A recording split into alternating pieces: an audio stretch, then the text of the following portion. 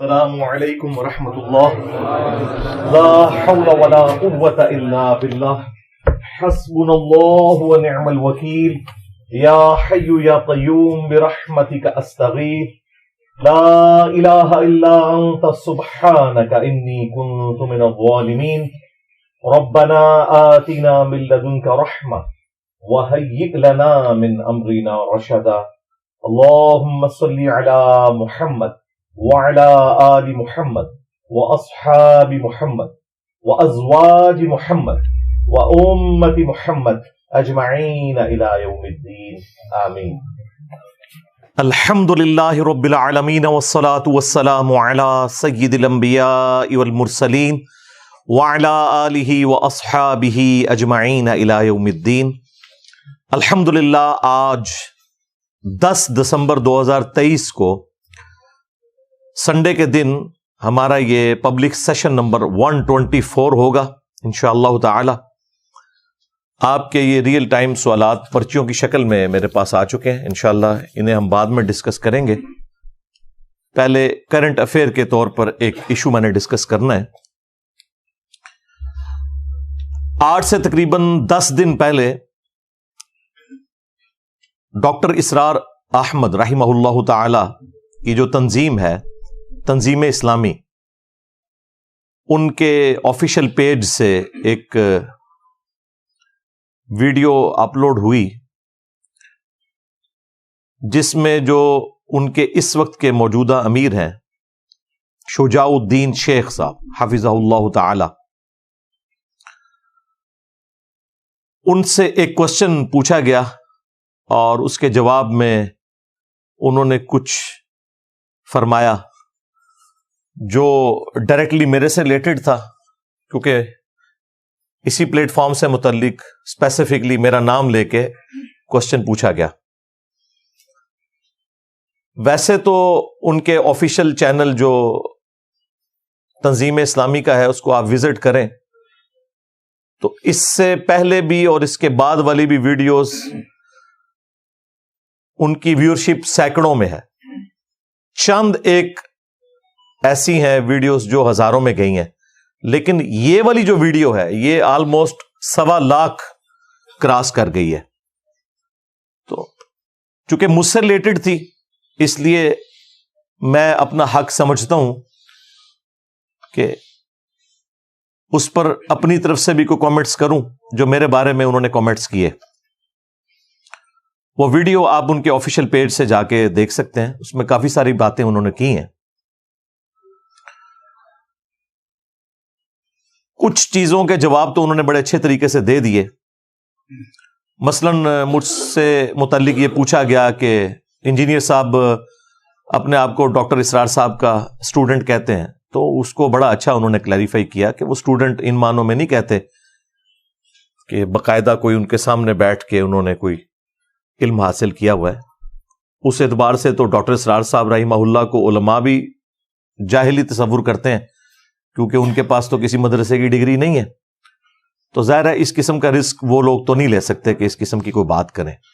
تو انہوں نے بڑے اچھا جواب دیا کہ دنیا میں 1/3 سے زیادہ مسلمان اردو یا ہندی زبان بولتے اور سمجھتے ہیں. رسم الخط میں فرق ہے، اردو ذرا ڈفرنٹ سٹائل میں لکھی جاتی ہے، ہندی ڈفرنٹ سٹائل میں، لیکن بولنے میں سمجھنے میں ایک جیسی ہے. تو انہوں نے کہا کہ اس اعتبار سے تو ڈاکٹر صاحب کے اسٹوڈنٹس لاکھوں کی تعداد میں ہیں، اس میں کوئی شک نہیں ہے. اور جس سے آپ کوئی ایک بات بھی سیکھ لیں آپ اسے اپنا استاد کہتے ہیں. اور یہ کسی شخص کی انصاف پسندی ہوتی ہے کہ وہ اگر کوئی بات کسی بڑے سے سیکھے تو اسے کوٹ کرے تاکہ کریڈٹ اسی شخص کو ملے جس کی وہ بات ہوتی ہے. اور اس میں صرف ڈاکٹر اسرار صاحب نہیں، میں تو جاوید احمد غامدی صاحب کو بھی اپنا استاد سمجھتا ہوں، مولانا الیاس قادری صاحب کو، مولانا اسحاق صاحب کو رحمہ اللہ تعالی، غلام سعود سعیدی صاحب کو رحمہ اللہ تعالی، پیر نصیر الدین نصیر صاحب کو رحمہ اللہ تعالی، شیخ زبیر علی زئی رحمہ اللہ تعالی کو بھی اپنا استاد ہی کہتا ہوں. اور یہ عزت دینی چاہیے جن سے آپ نے بھلے تھوڑا علم بھی حاصل کیا ہے، وہ کریڈٹ آپ کو اس شخصیت کو دینا چاہیے. تو اس کو بڑا اچھے طریقے سے انہوں نے ریبٹل کیا. لیکن اسی ویڈیو کے اینڈ پہ جا کے انہوں نے چند ایک جملے میرے بارے میں بولے. حالانکہ اس ویڈیو میں وہ خود کہہ رہے ہیں کہ ہمارے اس پلیٹ فارم کا یہ مزاج نہیں کہ ہم کسی کا نام لے کر اس کے اوپر تنقید کریں. لیکن آپ کو پتا ہے کہ دنیا میں ایک ہی بندہ ہے جو سافٹ ٹارگٹ ہے مذہبی طبقے کا خصوصاً، اور وہ میں ہوں. مجھ سے متعلق بات کرتے ہوئے سارے لوگ اپنے رولز کو پسے پش ڈال دیتے ہیں. کوئی بھی آؤٹ آف کانٹیکسٹ ویڈیو کاٹنے سے باز نہیں آتا، کوئی بھی آؤٹ آف کانٹیکسٹ میری گفتگو کو کوٹ کرنے سے باز نہیں آتا. یہاں پر بھی انہوں نے میرے حوالے سے 2-3 جملے بولے، اسی کو انشاءاللہ میں رسپانس کروں گا. میں نے یہ ویڈیو پہلے ریکارڈ کروانی تھی، لیکن میں نے کہا کہ میں پہلے ان لوگوں سے رابطہ کروں جو لوگ ڈائریکٹلی اس میں انوالو ہیں. جو ان کے اینکر پرسن ہیں آصف حمید بھائی، وہ ڈاکٹر اسرار صاحب کے چھوٹے بیٹے ہیں جو ان سے کوسچن پوچھ رہے تھے. تو میں نے ان سے رابطہ کیا. ان سے پہلے بھی رابطہ رہتا ہے، کئی سالوں سے رابطہ ہے. بلکہ ایک دفعہ میں ان کے آفس ان سے ملنے کے لیے گیا، وہاں پہ انہوں نے ڈاکٹر ذاکر نائک حافظہ اللہ تعالی سے میری بات بھی کروائی تھی فون پہ. اس اعتبار سے ان سے ایک اچھا رشتہ ہے. جب انہیں فون کیا تو انہوں نے بتایا کہ میں تو اس وقت مسجد نبوی شریف میں بیٹھا ہوں اور عمرے کی تیاری کر رہا ہوں. تو میں نے کہا کہ اب یہ موقع ایسا نہیں کہ میں ان سے اس قسم کی کوئی بات کروں، خام خواہ ان کی روحانیت پھیکی پڑ جائے گی. تو میں نے کہا مجھے آپ سے ایک ضروری کام تھا، لیکن آپ یہ بتائیں آپ نے واپس کب آنا ہے؟ انہوں نے کہا میں نے 6 دسمبر کو واپس آنا ہے. تو میں نے کہا 10 دسمبر تک تو بھی کافی ٹائم ہے. اپنے دل میں سوچا تو میں نے کہا آپ جب 6 کو آئیں گے نا پھر آپ سے انشاءاللہ میں بات کروں گا، فی الوقت آپ اپنی عبادت کے اوپر توجہ دیں. پھر جب وہ واپس آئے ان سے رابطہ کیا اور آلموسٹ میری ان سے 47 منٹس، پونا گھنٹہ گفتگو ہوئی فون کے اوپر. اب وہ ساری باتیں تو میں نے ادھر نہیں کرنی، ان میں سے بلکہ کوئی بھی بات کرنے کی ضرورت نہیں ہے. لیکن میں نے ایک آفیشیل طریقہ اپنایا کہ میں انہیں اعتماد میں لوں کہ میں اس کے اوپر نیکسٹ سنڈے کو اپنی ورڈکٹ دینے والا ہوں، جو جو باتیں وہاں پہ ہوئیں اس حوالے سے. تو انہوں نے بھی اپنی باتیں سامنے رکھی. اس حوالے سے انشاءاللہ تعالی میں 5 علمی پوائنٹس ڈسکس کروں گا. اسپیسیفکلی جو انہوں نے اس ویڈیو کے اینڈ میں جا کے میرے بارے میں ایک سٹیٹمنٹ دی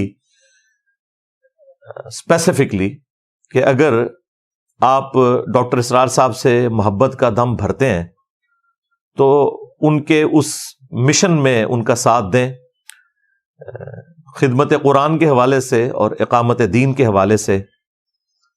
اور پلس انہوں نے ساتھ یہ بولا کہ ڈاکٹر اسرار صاحب کا یہ سٹائل نہیں ہے کہ وہ مسلکی اختلافات کو ابھاریں اور فقہی معاملات کے اوپر بحثیں چھیڑیں.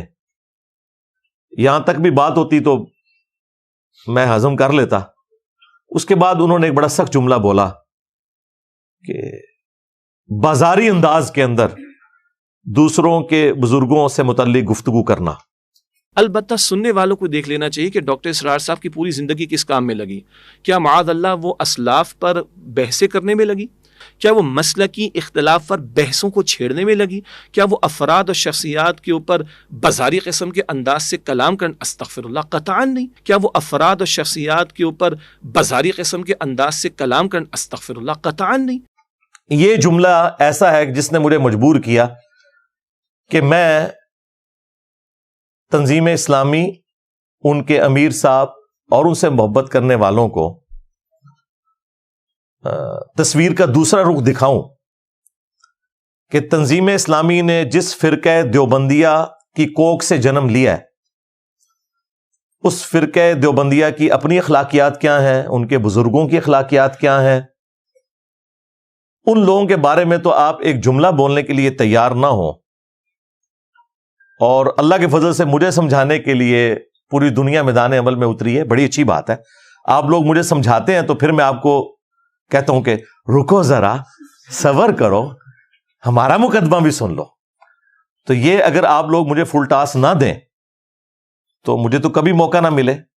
لیکن میں کوشش کروں گا کہ احترام کے دائرے کے اندر، چونکہ اب اس وقت ہمارے مخاطبین وہ لوگ ہیں جو واقعی اپنے بھول پن کے اندر ہماری اصلاح کا ایک بیڑا اٹھائے ہوئے ہیں، تو پھر پازیٹیو انداز میں انہیں بتائیں گے کہ بھائی آپ کو نہیں پتا کہ معاملات کتنے گمبھیر ہیں.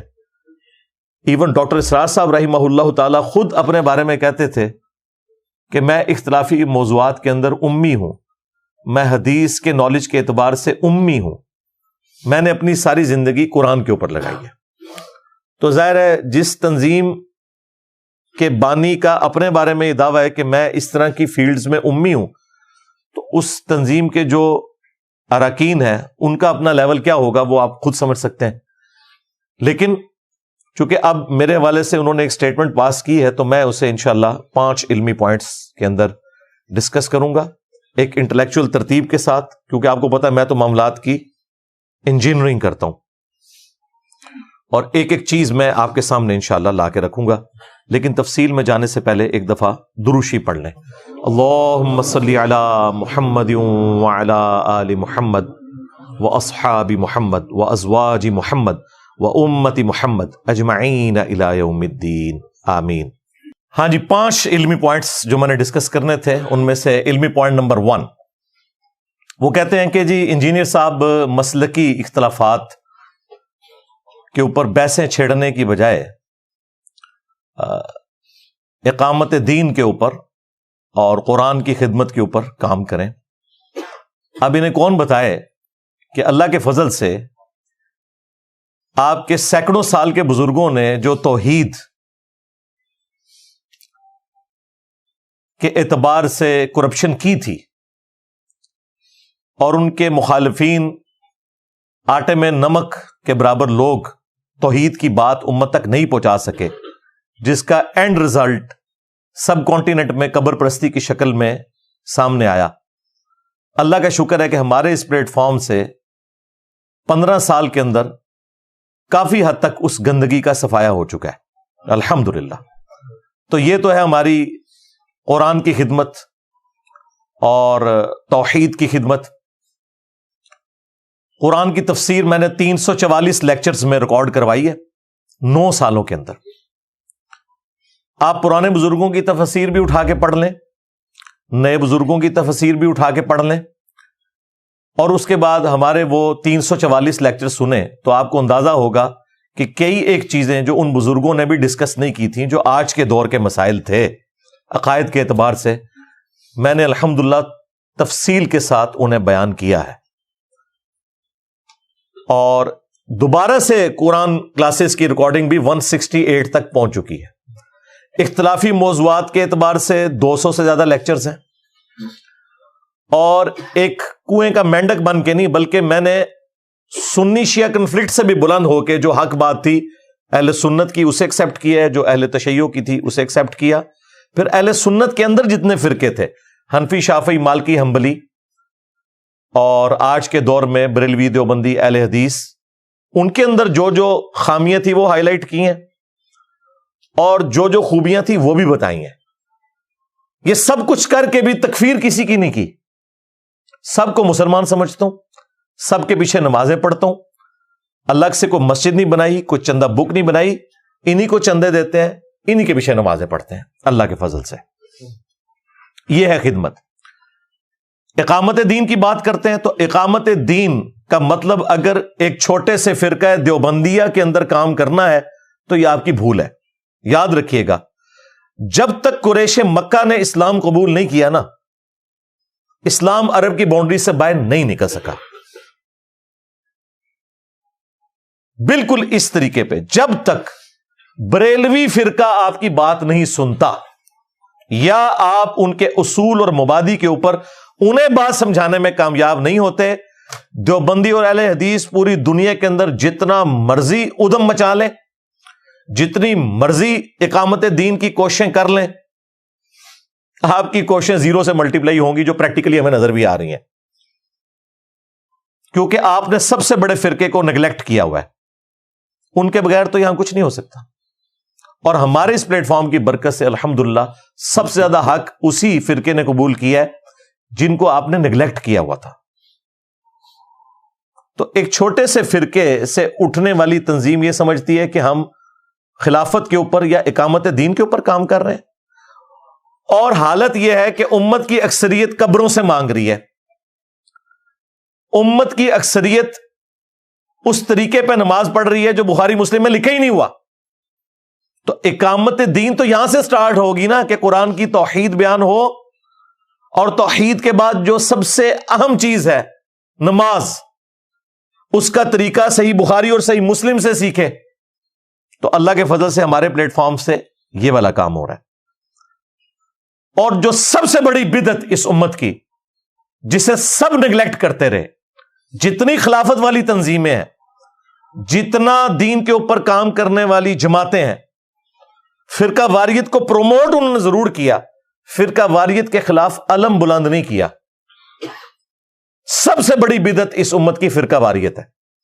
یہ ہو ہی نہیں سکتا کہ فرقہ واریت کو ایڈریس کیے بغیر کوئی شخص اقامت دین کرے یا خلافت کا نظام قائم کرے، کیونکہ پاکستان میں اکثریت بریلویوں کی ہے. اگر یہاں بریلویوں کی حکومت آتی ہے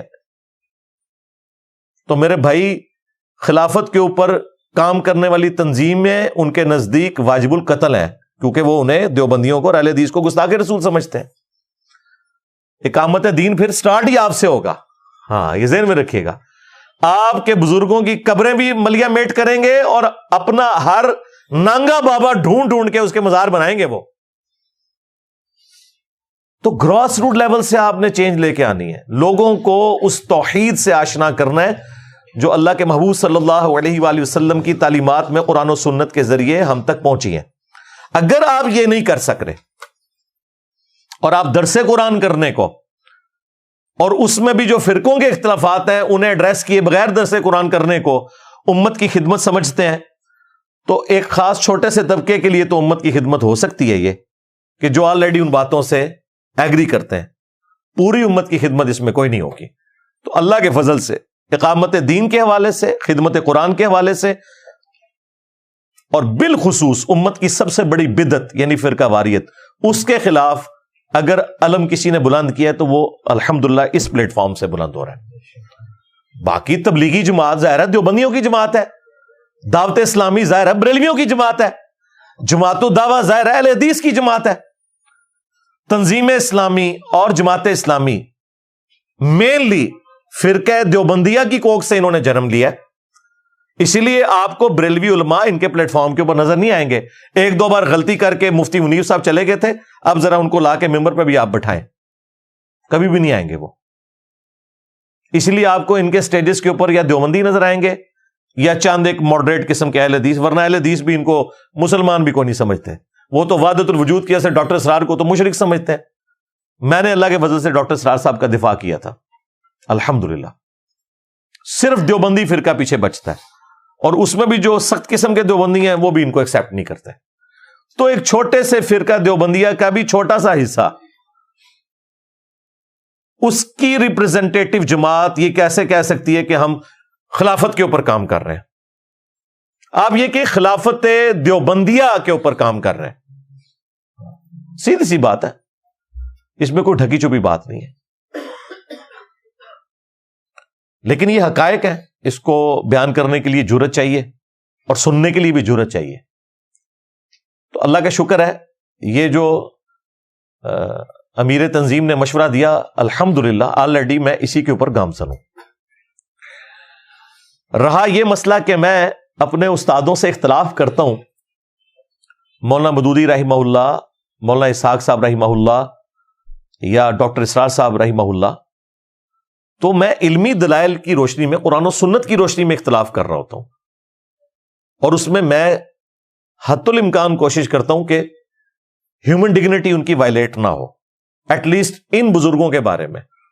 اب اس اختلاف رائے سے کوئی یہ سمجھتا ہے کہ میں ان کے خلاف ہو گیا ہوں تو یہ اس کی بھول ہے. خام خواہ اپنا لقمہ میرے منہ میں ڈالنے کی کوشش تو نہ کرے. ہم نے پہلے بھی اختلاف کیا، آئندہ بھی کریں گے۔ اختلاف ایک شخص سے نہیں ہو سکتا جس کی قبر مدینے میں ہے صلی اللہ علیہ وآلہ وسلم، باقی ہر شخص سے آپ اختلاف کر سکتے ہیں احترام کے دائرے کے اندر، قرآن و سنت کی دلائل کی روشنی میں آپ اپنی بات رکھ سکتے ہیں، جس کی بات میں وزن ہوگا انشاءاللہ اس کی بات ایکسپٹ ہو جائے گی، اس میں کوئی جھگڑے والی بات ہی نہیں ہے۔ علمی پوائنٹ نمبر 2، جہاں تک علماء سو کا تعلق ہے، یعنی وہ علماء جو شیطان کے ہتھے چڑھ جاتے ہیں، یعنی کہ فرقہ دیوبندیہ کے نزدیک بریلوی اور اہل حدیث علماء، یعنی کہ فرقہ بریلویہ کے نزدیک دیوبندی اور اہل حدیث علماء، یعنی کہ اہل حدیث علماء کے نزدیک دیوبندی اور بریلوی علماء، اور شیعہ کے نزدیک یہ اور شیعہ ان کے نزدیک۔ ظاہر ہے علماء سو کی ڈیفینیشن تو یہی ہے نا کہ آپ اپنے والوں کو علماء حق کہیں گے، مخالفین کو علماء سو کہیں گے۔ اور اس میں جو ڈاکٹر اسرار صاحب جیسے ماڈریٹ لوگ ہیں، ان کی بھی کبھی جرت نہیں ہوئی کہ احمد بریلوی کو وہ اعلی حضرت بریلوی رحمہ اللہ کہہ سکیں، نہیں، احمد بریلوی مرحوم کہتے ہیں، لیکن وہی ڈاکٹر اسرار صاحب آپ کو اشرف علی تھانوی رحمت اللہ علیہ کہتے ہوئے سنائی دیں گے۔ ہزاروں ویڈیوز نکال لیں، کسی ایک جگہ مجھے کوئی دکھائے کہ انہوں نے کہا ہو اعلی حضرت فاضل بریلوی رحمت اللہ علیہ، نہیں۔ تو یہ حسن اتفاق تو نہیں ہے کہ اشرف علی تھانوی تو رحمت اللہ علیہ ہے اور اعلی حضرت بریلوی جو ہیں وہ احمد بریلوی صاحب ہیں یا زیادہ مرحوم ہے۔ تو گل وچ کوئی اور ہے، وہ گل یہ ہے کہ تنظیم اسلامی یا جماعت اسلامی اس نے دیوبندی فرقے کی کوکھ سے جنم لیا ہے، یہ کبھی بھی بریلویوں کو کوٹ نہیں کر سکتے، نہ بریلوی انہیں ہضم کریں گے۔ وہ تو جو ان کے بارے میں گفتگو کرتے ہیں وہ تو بیان بھی نہیں کی جا سکتی کیمرے میں، لیکن جو لوگ کہہ رہے ہیں امت لیول کا کام کرتے ہیں، ان کی بھی جرت نہیں کہ کبھی اس طرح کی بات کر جائیں، کبھی بھی نہیں کریں گے، کیونکہ انہیں پھر اپنے فرقے سے جن کی مساجد میں انہوں نے درس دینے ہیں وہاں سے جب نکال دیں گے تو ان کے پلیٹ فارم تو ختم ہو جائیں گے، وہ کب ایسا رسک لے سکتے ہیں؟ پھر صرف یوٹیوب کے اوپر ہی کام ہوگا ان کا، تو اس لیے وہ کبھی بھی اس طرح کا رسک نہیں لیتے۔ تو علماء سو کے حوالے سے ڈاکٹر اسرار صاحب کا جو موقف تھا، یہ میں امیر تنظیم جو اس وقت کے ہیں ان کو مخاطب کر کے اور ان کی جماعت کے لوگوں کو یہ کہنے لگا ہوں کہ جو زبان ڈاکٹر اسرار صاحب نے علماء سو کے بارے میں استعمال کی ہے، اس کے اوپر میں الگ سے 2-3 گھنٹے ان کے ویڈیو کلپس لگا کے بھی ویڈیو ریکارڈ کروا سکتا ہوں، لیکن میں نمونے کے طور پر جو بیان القرآن انہوں نے ریکارڈ کروایا، 108 گھنٹے کے اندر قرآن کی تفسیر 1998 میں کراچی کے اندر انہوں نے ریکارڈنگ کروائی تھی رمضان شریف کے اندر، اور وہ ریکارڈنگ وہ ہے جو انہوں نے پوری ایک توجہ کے ساتھ ریکارڈ کروائی، پورے اہتمام کے ساتھ ریکارڈ کروائی، اور اس میں جگہ جگہ کٹنگز بھی موجود ہیں جہاں انہوں نے سخت جملے بولے، اور میرے پاس وہ ویڈیوز بھی ہیں جو بغیر کٹنگ والی ہیں، لیکن میں وہ بددیانتی نہیں کروں گا کہ میں اسے اپلوڈ کروں۔ وہ شروع میں انہوں نے غلطی سے اپلوڈ کر دی، وہاں جو کچھ اہل حدیث کے بارے میں، جو کچھ بریلویوں کے بارے میں ڈاکٹر اسرار صاحب نے زبان استعمال کی ہوئی ہے نا، وہ کیمرہ سن بھی نہیں سکتا۔ میرے پاس وہ والی ریکارڈنگ بھی پڑی ہوئی ہے، لیکن یہ بددیانتی ہوگی کہ جس ریکارڈنگ کو انہوں نے خود ہٹا دیا میں اسے جان بوجھ کے یہاں پہ دکھاؤں۔ جو ان کی آفیشیل ریکارڈنگ کٹنگ والی ہے نا، جو اس وقت دنیا میں چل رہی ہے ڈی وی ڈیز کی فارم میں، بلکہ میں نے تو ڈی وی ڈیز کا سیٹ جو لیا تھا اس پہ ڈاکٹر اسرار صاحب سے میں نے سگنیچر کروائے تھے، ڈاکٹر صاحب واکنٹ آئے ہوئے تھے ڈاکٹر فرحت ہاشمی کی دعوت کے اوپر، تو وہاں سے میں نے وہ ڈی وی ڈیز خریدی تھی، تو میرے پاس آج بھی موجود ہے، انہوں نے اپنے سگنیچر کر کے مجھے دیے تھے۔ بعد میں تو خیر میری تفصیلی ملاقات بھی ان سے ہے 13 جون 2008 کو، بلکہ یہ 13 جون 2008 والی ملاقات پہلے ہے اور واکنٹ والا ان کا ٹرپ بعد کا ہے۔ اس کی الگ سے ویڈیو ریکارڈ ہے، اس میں جتنی گفتگو ہوئی تھی وہ آپ دیکھ سکتے ہیں، 1 ملین سے زیادہ لوگ اس ویڈیو کو دیکھ چکے ہیں۔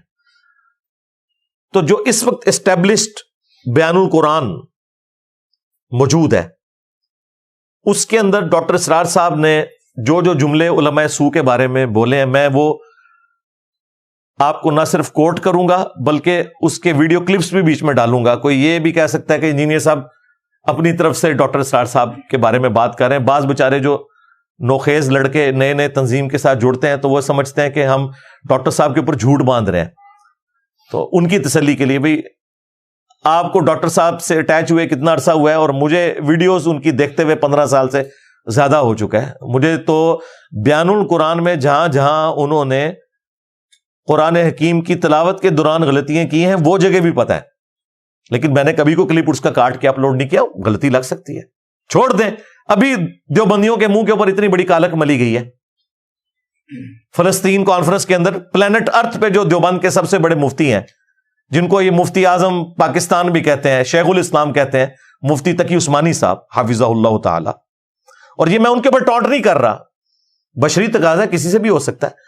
میں ان کے ماننے والوں کے اوپر ٹونٹ کر رہا ہوں جو اس بنیاد کے اوپر کسی کے بارے میں کہہ دیتے ہیں جی قرآن پڑھنا نہیں آتا. انہوں نے قرآن کی ایک آیت جو مشہور زمانہ آیت تھی, سورہ توبہ کی آیت نمبر 24, اس میں کم از کم 4 جگہ پہ غلطی کی ہے ایک آیت کے اندر. لقمے دے کے بھی ان کی غلطی دوسری نہیں ہوئی پیچھے سے. پھر اینڈ پہ انہوں نے صرف ترجمہ بیان کر دیا. اب ہم کیا ان کا مذاق اڑانا شروع کرتے ہیں؟ نہیں, غلطی لگ سکتی ہے. ابھی تو میں غلطی بتا رہا ہوں جو آیات کے اندر ہے. جو تجوید کی غلطیاں ہیں وہ تو ظاہر ہے یہ لوگ قاری نہیں ہیں, نہ مفتی تقی عثمانی صاحب قاری ہیں, نہ مفتی منیب صاحب قاری ہیں. میں اس طرح کی غلطیاں بھی نکال سکتا ہوں کیونکہ میں نے تو میٹرک لیول سے قرات سیکھی ہوئی ہے الحمدللہ. باقی کہیں پڑھنے میں کوئی کسی سے مس ہینڈلنگ ہو جانا, یہ نہیں ہوتا کہ اسے قرآن نہیں پڑھنا آتا. تقی عثمانی صاحب کو پھر ہم کیا اس طرح کی بات کریں گے؟ تو اس طرح کی مس ہینڈلنگ, لیکن میں نے کبھی وہ چیزیں اس طریقے سے ویڈیو میں نہیں دکھائی. تو ڈاکٹر اسرار صاحب نے جو 5 جملے علماء سو کے بارے میں بولے ہیں نا, میں وہ ایک ایک جملہ آپ کو سناتا ہوں اور ویڈیو کلپس بھی لگاؤں گا. پھر آپ نے فیصلہ کرنا ہے کہ جو لوگ ہمیں مشورہ دیتے ہیں کہ انجینئر صاحب جو ہے بازاری لینگویج استعمال کرتے ہیں, تو کیا یہی توپوں کا رخ آپ اپنے امیر کی طرف بھی کریں گے جو بانی تنظیم ہے؟ میں تو نہیں کروں گا. میں تو کہتا ہوں بالکل ٹھیک بول رہے ہیں. ڈاکٹر اسرار صاحب جس طریقے سے گفتگو کرتے تھے ممبر کا تقاضا ہی یہی ہے. صحیح مسلم میں 2005 نمبر حدیث ہے, اور یہ حدیث وہ ہے جو جابر بن عبداللہ سے امام محمد باقر علیہ السلام نے روایت کی ہے, اور ان سے ان کے بیٹے امام جعفر صادق علیہ السلام نے روایت کی ہے. اہل البیت کے ائمہ نے یہ حدیث روایت کی ہے کہ نبی صلی اللہ علیہ وآلہ وسلم جب بھی ممبر پر جلوہ افروز ہوتے, آپ کی آواز بلند ہو جاتی, غصے میں اضافہ ہو جاتا, آنکھیں سرخ ہو جاتی, جیسا کہ کوئی جرنیل اپنی فوج کو تیار کر رہا ہو. یہ نبی علیہ السلام کا نارمل خطبہ ممبر کا یہ ہوتا تھا, کیونکہ ممبر کی ریکوائرمنٹ ڈفرنٹ ہے. ہاں ویسے بیٹھ کے مجھ سے بات کریں تو وہ اور بات ہے, لیکن جب آپ ممبر پہ بیٹھتے ہیں تو پھر یہ ممبر کا تقاضا ہے کہ آپ کی آواز بلند ہو جائے, آنکھیں سرخ ہو جائیں, غصے میں اضافہ ہو جائے. تو نبی علیہ السلام کے جمعے کے یا عید کے خطبے کا سٹائل طارق جمیل سٹائل یا غامدی سٹائل نہیں ہوتا تھا, ڈاکٹر اسرار سٹائل ہوتا تھا. اور یہ کوئی بدتمیزی پہ مبنی سٹائل نہیں بلکہ سنت سٹائل ہے. اب آپ کو سنت سکھائی نہیں گئی, آپ کو پتہ ہی نہیں قرآن و سنت میں کیا لکھا ہوا ہے, تو آپ کو تو یہی لگنا ہے. آپ نے چند رسومات کا نام دین رکھ لیا ہوا ہے. تو اب وہ ڈاکٹر اسرار صاحب کے 5 جملے میں آپ کو بتاتا ہوں. نمبر 1, ڈاکٹر صاحب نے فرمایا علماء سو دنیا کے کتے ہیں. کتے کا ورڈ یوز کیا ہے. علماء سو کیوں وجود میں آتے ہیں؟ جب وہ دنیا کے کتے بن جائیں گے تو وہ دین کو بدنام کرنے والے ہوں گے. بظاہر دینی مناسب ہیں لیکن اصل میں ان کے پردے میں دنیا داری کی جا رہی ہے. نمبر 2, آسمان دنیا کے نیچے سب سے بدترین مخلوق علماء سو ہے. جو شخص دین کی خدمت میں لگا ہوا ہے, اب اسے فرض کیجئے کوئی ہدیہ دے رہا ہے, کوئی اس کو اگر فرض کیجئے تحفہ دے رہا ہے یا کسی طریقے سے, تو دین کے لیے دے رہا ہے. اگر یہ لوگ بھی اپنے پاس دولت جمع کریں, اگر یہ اپنی جائیدادیں بنائیں, تو یہ بدترین انسان ہے آسمان کی چھت کے نیچے کے. ظاہر ڈاکٹر صاحب جب علماء سو کہہ رہے ہیں تو وہ کس کو کہہ رہے ہوں گے؟ مطلب کوئی کسی خلائی مخلوق کو تو نہیں کہہ رہے نا, اسی پلانٹ کے اوپر آباد ہے نا وہ مخلوق. کس کو کہہ رہے ہوں گے وہ؟ اب مجھے بتانے کی ضرورت نہیں ہے. ظاہر ہے انہی کو کہہ رہے ہیں کہ جن کو وہ رحمت اللہ علیہ کہتے ہوئے ڈرتے ہیں. جن کو وہ رحمت اللہ علیہ کہہ رہے ہیں ان کو تو نہیں کہہ رہے ہوں گے. نمبر 3, انہوں نے فرمایا کہ قرآن کے اندر بھی علماء نے تحریف کر دی ہے. صرف قرآن کا ٹیکسٹ باقی ہے جو عربی ٹیکسٹ ہے. قرآن کے مفہوم میں اور تفسیر میں علماء نے تحریف کر دی ہے. یہ علماء کے فضائل ڈاکٹر اسرار صاحب نے بیان کیے. ہمارے بھی بہت سے علماء کا علماء سو جنہیں ہم کہتے ہیں حال یہ ہو چکا ہے. خود بدلتے نہیں قرآن کو بدل دیتے ہیں. ہوئے کس درجہ فقیہان حکم بے توفیق. جو صورتحال ہے صرف قرآن کا متن بچا ہوا ہے. اس کے مفہوم میں, اس کی تفسیر میں, اس کے ترجمے میں تو تحریفیں موجود ہیں, بڑی بڑی تحریفیں موجود ہیں. متن بچا ہوا ہے وہ اس لیے کہ اللہ تعالیٰ نے اس کی حفاظت کا ذمہ لیا ہے. نمبر 4, انہوں نے کہا کہ علماء حق اور علماء سو میں فرق کرنے کے لیے لٹمس ٹیسٹ یہ ہے کہ جو بھی عالم دین اپنے دینی کیریئر کے انجام پر دولت اور جائیداد چھوڑ کر مرے تو اس میں کوئی شک ہی نہیں وہ علماء سو میں سے ہے. میرے نزدیک آج بھی اگر آپ جاننا چاہیں علماء حق کون ہیں اور علماء سو کون ہیں تو لٹمس ٹیسٹ یہ ہے, جو شخص اپنے دینی کیریئر کے نتیجے میں پھر جائیداد بنا کر اور دولت چھوڑ کر مرا ہو وہ علماء سو میں سے لا محالہ, اس میں کسی شک و شبے کی گنجائش نہیں. لو جی ڈاکٹر صاحب نے تو تھوڑے سارے مولوی پھڑکا چڑھے تھے. مرنے کے بعد زندگی میں ان کے ایسٹس دیکھیں, تنخواہیں 10-10 20-20 ہزار اور گاڑیوں ڈرائیور رکھے ہوئے. ڈاکٹر اسرار صاحب نے جو ڈیفینیشن کی ہے نا اس کے تحت تو یہ سارے کے سارے علماء سو ہیں, جن کو آپ علماء حق یا پنجابی میں علماء حقہ یا ہمارے ایک دوست علماء حقہ کہتے ہیں, جن کو سمجھ رہے ہیں نا وہ بھی سارے کے سارے ڈاکٹر صاحب کے نزدیک, کیونکہ انہوں نے کہا لٹمس ٹیسٹ ہے کہ وہ دینی کیریئر کے انجام پہ. تو میں کسی عالم کا نام نہیں لیتا, جس کو آپ بڑے سے بڑا عالم سمجھتے ہیں نا ذرا بتائیں کہ ان کے پاس کون سی کمپیٹنسی ہے, انہوں نے کس کاروبار کے اندر محنت کی, کون سی ایسی نوکری کر لی کہ ان کے پاس کروڑوں اور اربوں کی جائیدادیں ہیں. سب کا سب وہ چندہ بک سے کھاتے ہیں. اور دیکھیں ادھر وہ بندہ بیٹھا ہے جو اپنی جیب سے آپ کو کھلاتا ہے. کوئی چندہ بک نہیں, کوئی مسجد نہیں, کوئی مدرسہ نہیں. چندے تمہیں دیں, نمازیں تمہارے پیچھے پڑھے, اور پھر تم سے یہ باتیں ہم سنیں کہ انجینئر صاحب نے فرقہ لانچ کر دیا. فرقوں کا ایک گند ہے نا, جو کوئی ایک گند میرے اندر ثابت کرو.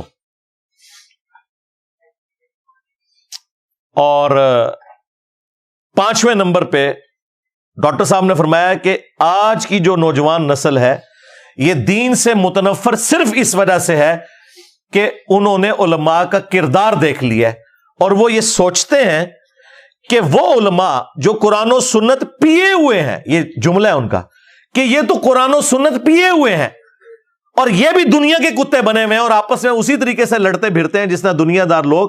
پھر وہ کہتے ہیں کہ اگر قرآن و سنت پینے والے لوگوں کا یہ حال ہے تو ہم بھی دین پر چلے تو اسی قسم کے مسلمان بنیں گے. یہ چیز لوگوں کو, نوجوان نسل کو دین سے متنفر کر دیتی ہے. جب اللہ تعالیٰ کسی امت کو کتاب دیتا ہے اور اس امت کے اندر جو ہے پھر وہاں کے نوجوان فرض کیجئے 3ری 4تھی 5ویں نسل میں آ کر دیکھتے ہیں کہ جو اس کتاب کے عالم ہیں, پڑھنے پڑھانے والے ہیں, آپس میں دست و غریبان ہیں, لڑ رہے ہیں, ان کی زندگیوں کو بھی ہم دیکھتے ہیں تو وہ بھی اسی طرح کے دنیا دار ہیں جیسے ہم ہیں, تو ان کا اعتماد کتاب پر سے اٹھ جاتا ہے کہ ہم نے تو یہ کتاب پڑھی نہیں, انہوں نے پڑھی ہوئی ہے, یہ تو اس کتاب کو پیے ہوئے ہیں اور پھر ان کا کردار یہ ہے. تو کیا ہے اس کتاب میں, پھر ذرا نوٹ کیجئے اس کو. وَإِنَّ الَّذِينَ أُورِثُوا الْكِتَابَ مِن بَعْدِهِمْ لَفِي شَكٍّ مِّنْهُ مُرِيبٍ. ان کے اندر شکوک و شبہات, رہب پیدا ہو جاتے. لو جی کوئی فضیلت رہ گئی باقی علماء دی؟ تو یہ ڈاکٹر صاحب کی میں ساری ویڈیوز انشاءاللہ اٹیچ کروں گا تاکہ اگر کسی کو وہم آئے نا تو وہ نکل جائے اللہ کے فضل سے. باقی اگر مجھ سے پوچھیں تو میں ڈاکٹر صاحب کی ہر بات کے ساتھ ایگری کرتا ہوں قرآن و سنت کی روشنی میں. جو انہوں نے کتے والی بات کی, بالکل اللہ تعالیٰ نے سورۃ الاعراف کی آیت نمبر 175 اور 176 میں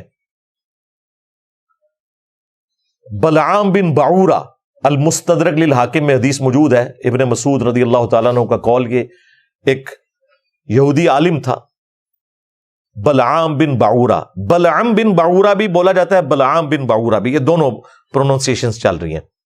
اس کے بارے میں نازل ہوئی کہ علم والا تھا لیکن دنیا کی محبت میں ڈوب گیا. تو اللہ تعالیٰ نے فرمایا اس کی مثال اب کتے کی سی ہے. جیسے کتا زبان ہانپ رہا ہوتا ہے, خواہ اس پہ بوجھ ڈالیں یا نہ ڈالیں اس کی زبان ہر وقت باہر رہتی ہے, رال اس کی ٹپکتی رہتی ہے. تو اللہ تعالیٰ نے علماء سو کے لیے کہا کہ کتے کی مثال ہے جو زبان ہانپ رہے. اور پھر نبی صلی اللہ علیہ وآلہ وسلم نے بھی علماء سو کے لیے کتے کی مثال بیان کی ہے.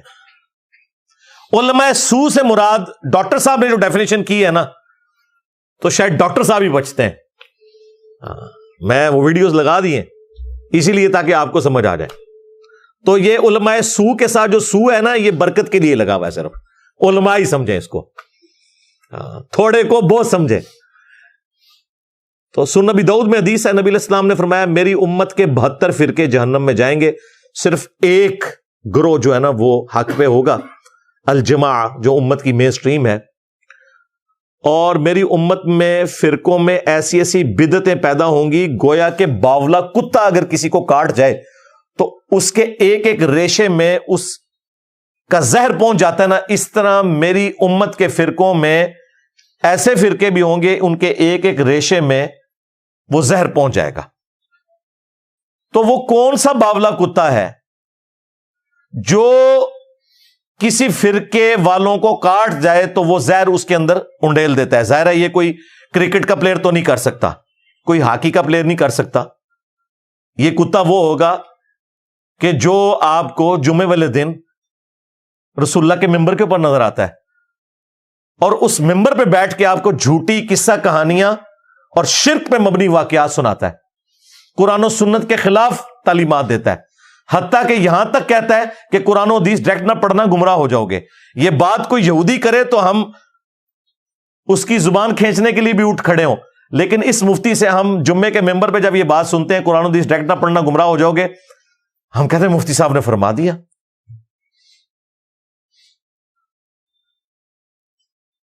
تو قرآن میں اور حدیث کے اندر کتے کی مثال ان کے لیے بیان ہوئی. پھر قرآن میں اللہ تعالیٰ نے علماء یہود کو گدھے کی مثال بیان کیا. کیوں؟ گدھے کے اوپر آپ کتابیں لاد دیں وہ اس سے استفادہ نہیں کر سکتا.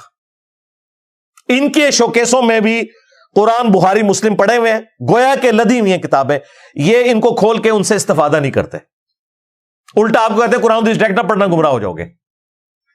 تو اللہ تعالیٰ نے فرمایا کہ یہ گدھے کی مثال ہے. علماء یہود ان کی کتابوں میں پروفیسیز موجود تھیں کہ پیغمبر آخر الزمان صلی اللہ علیہ وآلہ وسلم نے آنا ہے, اس کے باوجود انہوں نے حق قبول نہیں کیا. اور بخاری اور مسلم دونوں میں حدیث ہے, نبی علیہ السلام نے فرمایا کہ میں نے اپنی امت کے ان وائزین کو, علماء کو, جہنم میں اپنی انتڑیوں کے گرد کولو کے گدھے کی طرح چکر کاٹتے ہوئے دیکھا ہے. جس طریقے سے کولو کا بیل ہوتا ہے نا, اونٹ ہوتا ہے, تو گدھے سے بھی یوں چکر کٹوایا جاتا تھا گندم کو سٹوں سے الگ کرنے کے لیے. تو وہ اپنی انتڑیوں کے گرد چکر کاٹ رہے ہیں اور جہنمی ان کے گرد جمع ہوتے ہیں. بخاری مسلم کے الفاظ ہیں, پوچھتے ہیں کہ یار تو ہمیں دنیا میں نیکی کا حکم دیتا تھا, حضرت صاحب تسی بھی.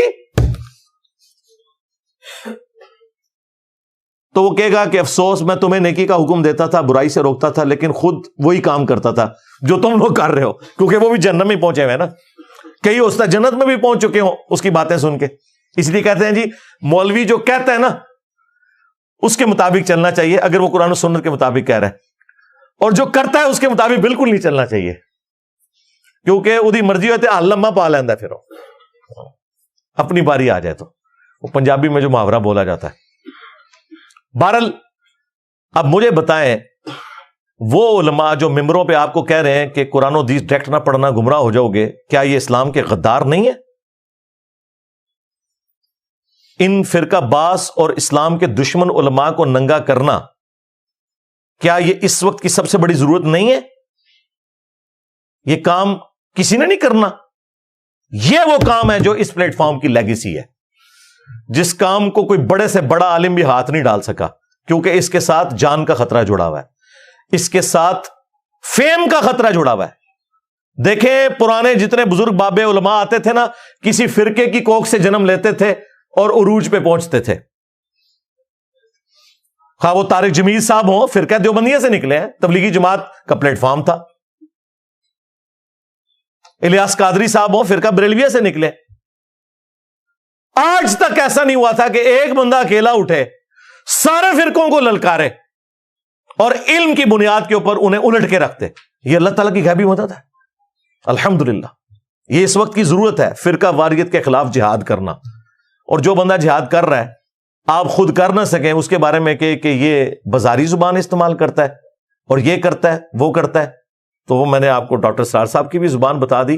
ابھی تو میں آپ کے بزرگوں کی، فرقہ دیوبندیہ کی کوکھ سے جنم لیا ہے جس تنظیم نے، ان کے بزرگوں کی زبان بھی ابھی آپ کو بتاتا ہوں۔ ہو سکتا ہے کسی کو وہم آئے کہ یہ بعد والے لوگ ذرا خراب ہو گئے، پرانے ٹھیک سے، پرانے تے اللہ معافی دے، توبہ توبہ توبہ کرو۔ وہ تے اس تو زیادہ پیڑے سن، یہ تے میڈیا دی وجہ نال تھوڑے ہلکے ہو گئے نے، وہ بہت پاری سن۔ اچھا یہاں پہ میں ضمناً ایک بات عرض کروں، بعض لوگ سورۃ البقرہ سے وہ آیت لے کے آتے ہیں کہ قرآن میں لکھا ہوا ہے یضل بہ کثیرا ویہدی بہ کثیرا، تو قرآن پڑھ کے تو لوگ گمراہ ہوں گے۔ بھئی جس کا یہ عقیدہ ہے نا کہ قرآن لوگوں کو گمراہ کرتا ہے، وہ شخص پکا کافر ہے، اس کے کفر میں شک کرنے والا بھی کافر ہے۔ کیا قرآن لوگوں کو گمراہ کرنے والی کتاب ہے؟ نعوذ باللہ، یہ تو ھدی للناس وبینات من الھدی والفرقان، پوری انسانیت کے لیے ہدایت ہے، اور اس میں ہدایت کے روشن دلائل ہیں، اور حق اور باطل میں تمیز کرنے والی ہے، الفرقان۔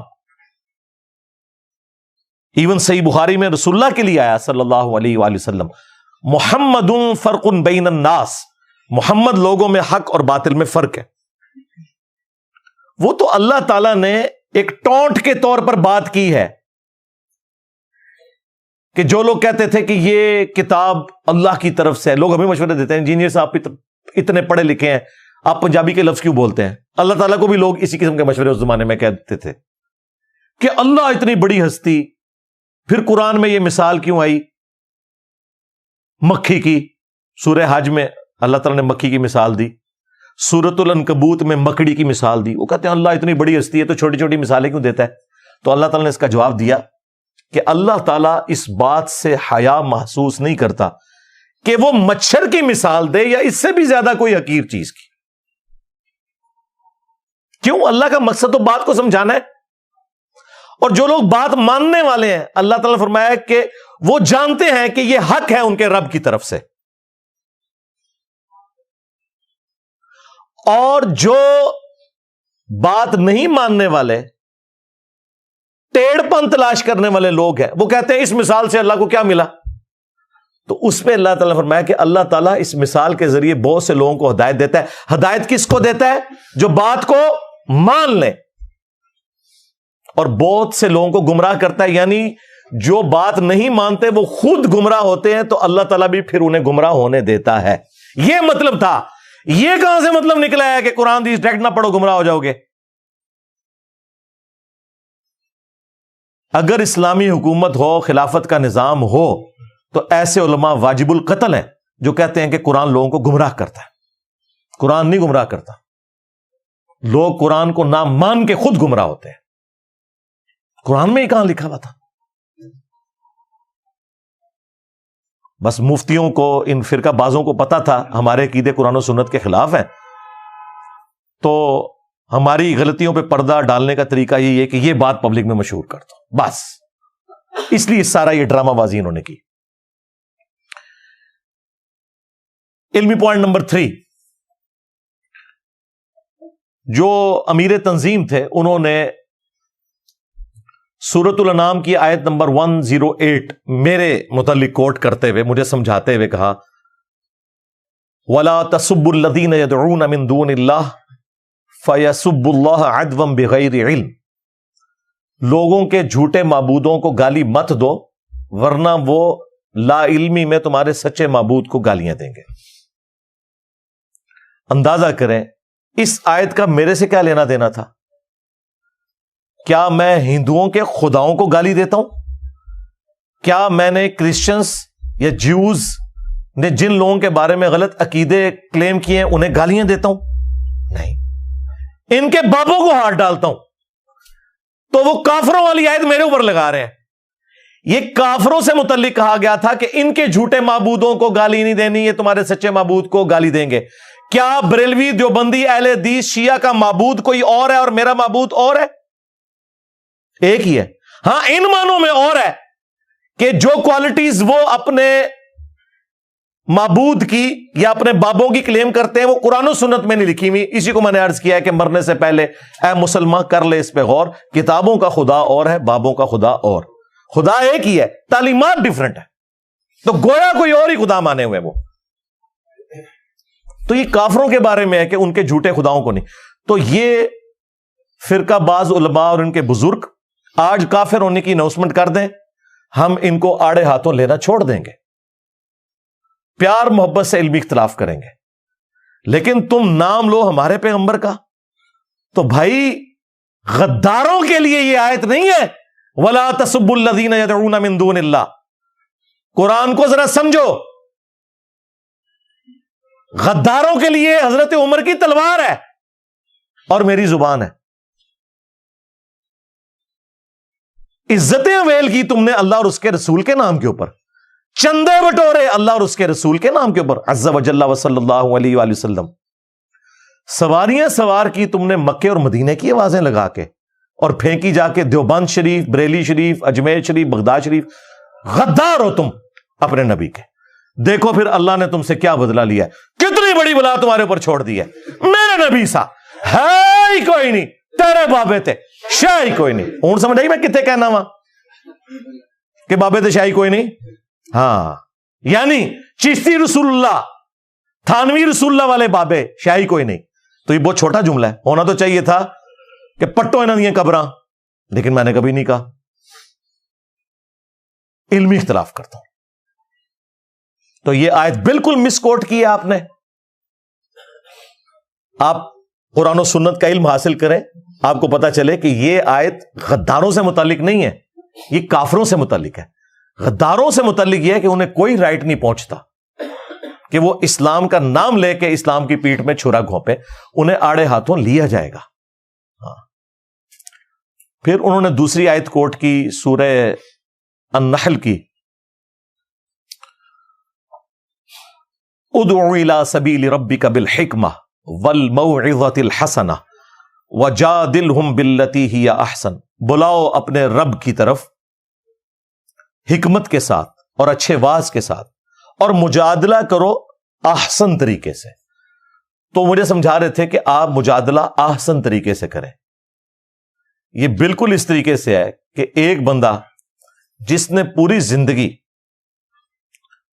گولف کی نازک سی سٹک کے ساتھ ایک نازک سے بال کو کھیلا ہو، وہ کسی کرکٹر کو یہ مشورہ دے کہ اتنے وزنی بیٹ کے ساتھ اتنی وزنی بال کو آپ نے ہٹ کیسے کرنا ہے، تو اسے کہا جائے گا بھائی تجھے تو پتہ ہی نہیں ہے، تو بالکل برگر اور ممی ڈیڈی بندہ ہے، تجھے پتہ ہی نہیں ہے کہ یہ مسئلہ کیا ہے، اور تو ہمیں یہ مشورہ دے رہا ہے کہ حکمت کے ساتھ اور مجادلہ کرنا ہے آسان طریقے سے. جی الحمدللہ آپ آسان طریقے سے ذرا مجادلہ کر کے بتائیں نا تھانوی رسول اللہ کے اوپر، ہاں چشتی رسول اللہ کے اوپر، تو لگ پتا جائے گا. سرکار نہ آپ کی ہمت ہے نہ ڈاکٹر صاحب کی ہمت تھی کہ ان باتوں پہ بات کریں، ورنہ فرقہ دیوبندیہ ان کو اپنی مسجد میں درس نہ دینے دیتا.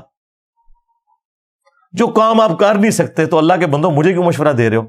چلو میں نے تو اپنے طریقے سے کیا، تو اسی ایک کام کر کے دسو.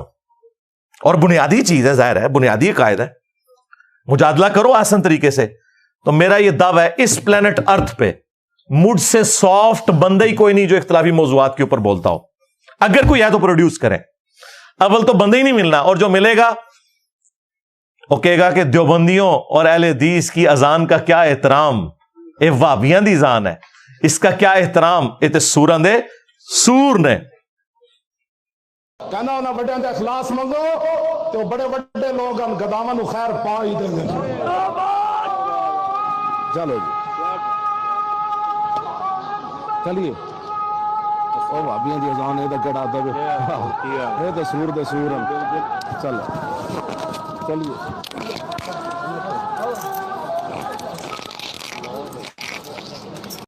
تو مجھ سے زیادہ سافٹ بندہ ہی کوئی نہیں جو اختلافی موضوعات کے اوپر بولتا ہو. آپ لوگوں کی تو جرت ہی نہیں بولنے کی. چلیں آپ آسان طریقے سے ذرا تھانوی رسول اللہ اور چشتی رسول اللہ کے اوپر بول کے بتائیں.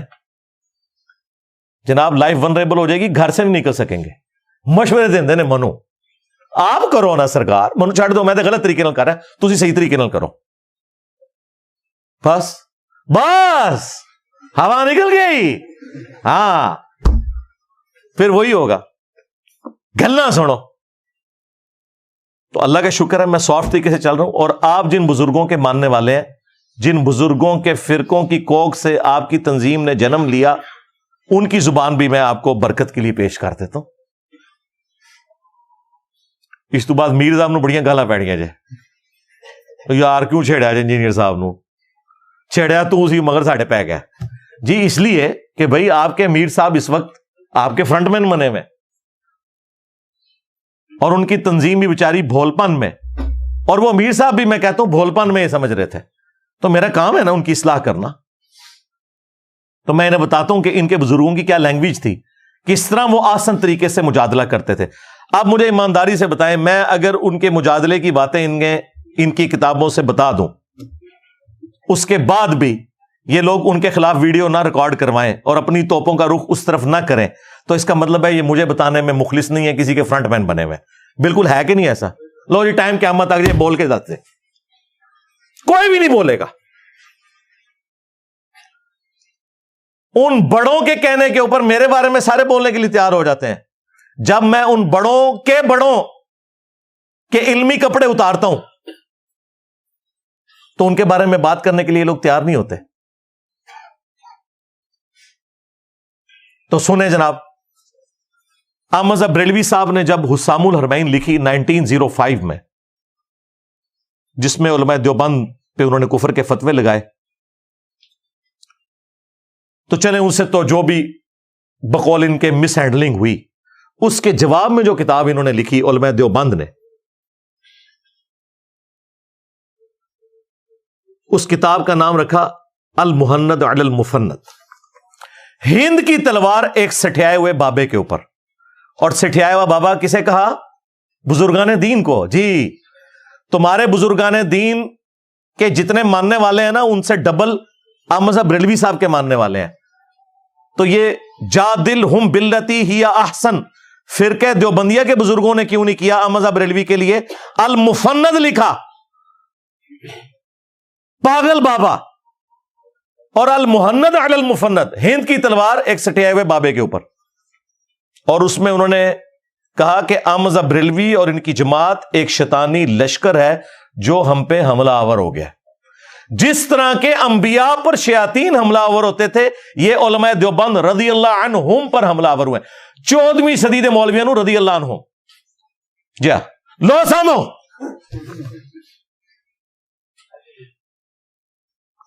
اور اس پہ اشرف علی تھانوی صاحب نے سگنیچر کیے ہوئے اپنے. 30 سے زیادہ علماء دیوبند کے اس پہ سگنیچر ہیں, بعد والوں کے بھی سگنیچر ہیں.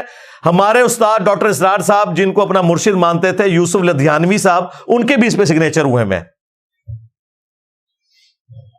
پھر تقی عثمانی صاحب کہتے ہیں اللہ نے ہمارے بزرگوں کو ایسا بنایا تھا, وہ تو بڑے احترام سے کرتے تھے. ہمارے حضرت حکیم الامت مولانا تھانوی رحمۃ اللہ علیہ کے سامنے ایک شخص نے کہا کہ جی احمد رضا بریلوی نے تو یہ بات لکھی ہے, اس طرح کہہ دیا. آپ جانتے ہیں کہ مولانا احمد رضا خان بریلوی جو ہیں, انہوں نے ہمارے اکابر کے خلاف کفر کے فتوے دیے, تو حضرت نے ڈانٹا ہوں کہ تم ایسے نام کیوں لے رہے ہو بغیر کسی تعظیمی لقب. مولوی کہتے, مولانا کہتے, مولانا احمد رضا خان بریلوی کہتے, تم نے صرف احمد رضا خان بریلوی کیوں کہا؟ یعنی گویا اس کو بھی ان کی توہین سمجھا اور ٹوکا کہ ٹھیک ہے تمہارے خلاف دوسرے مسلک کے آدمی ہیں, ہمارے اوپر فتوے بھی لگائے, لیکن ہم اپنی زبان کو گندا نہیں کریں گے, ہم اپنی زبان سے ان کی توہین نہیں کریں گے. تو اللہ تبارک و تعالیٰ نے ہمارے اکابر کو ایسا بنایا کہ اپنی زبان کو ہمیشہ دائرے میں رکھتے. تو میں دے سرکار نہ اللہ نے آپ کے بزرگوں کو ایسا بنایا تھا. نہ وکالتا کرو اپنے بزرگاں دیا. شیطانی لشکر. اچھا یہ تو انہوں نے بریلویوں کے بارے میں کہا نا. اہل حدیث ویسے ہی بیچارے گیڑے چاہ گئے, کیونکہ اس وقت صوفی علماء بیٹھے ہوئے تھے. 1925 سے پہلے کی بات ہے, یہ 1906 کی بات ہے. تو احمد بریلوی نے الزام لگایا کہ یہ دیوبندی جو ہے نا یہ وہابی ہیں. تو دیوبندیوں نے اپنی وہابیت کو ختم کرنے کے لیے, ظاہر ہے وہابیوں کو پھر گالیاں نکالنی تھی, انہوں نے اس وقت کے صوفی علماء کو لکھا جواباً کہ آپ وہابیوں کی بات کر رہے ہیں, ہم تو محمد بن عبد الوہاب اور ان کی پوری جماعت کو خوارج کا ایک فرقہ سمجھتے ہیں. خارجی. آج ریالہ میں چکر ہی دیوبندی اہل حدیث ایک ہوئے میں. اور یہ صرف المحند میں نہیں ہے, اس سے پہلے جو ابن عابدین شامی تھا نا, جو ان کا بڑا بابا تھا, جس نے در مختار پہ حاشیہ لکھا ہے, رد المختار فتاوی شامی, جس میں اس نے بکواس لکھی ہے کہ اپنے پیشاب اور خون سے سورہ فاتحہ کا تعویذ بھی لکھا جا سکتا ہے. جی ہاں, اللہ نے آپ کے بزرگوں کو ایسا بنایا تھا. یہ وہ ابن عابدین شامی, اس نے بھی محمد بن وہاب صاحب کو خوارج کی جماعت لکھی ہے. اب یہ وجادلہم باللتی ہی احسن یہ ہے.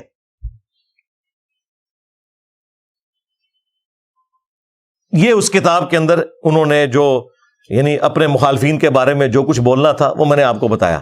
اس کے علاوہ بھی بہت ساری باتیں ہیں میں بول سکتا ہوں, لیکن پھر ٹاپک دوسری طرف چلا جائے گا. اب ایسی صورتحال کے اندر میرا کام یہ ہے کہ لوگوں کو بتایا جائے کہ ٹوٹی کمند کہاں. اصل میں پرابلم بڑوں نے خراب کیا, جس کی وجہ سے آج امت میں انڈیا کے 2 شہروں کی بنیاد کے اوپر فرقے بن گئے.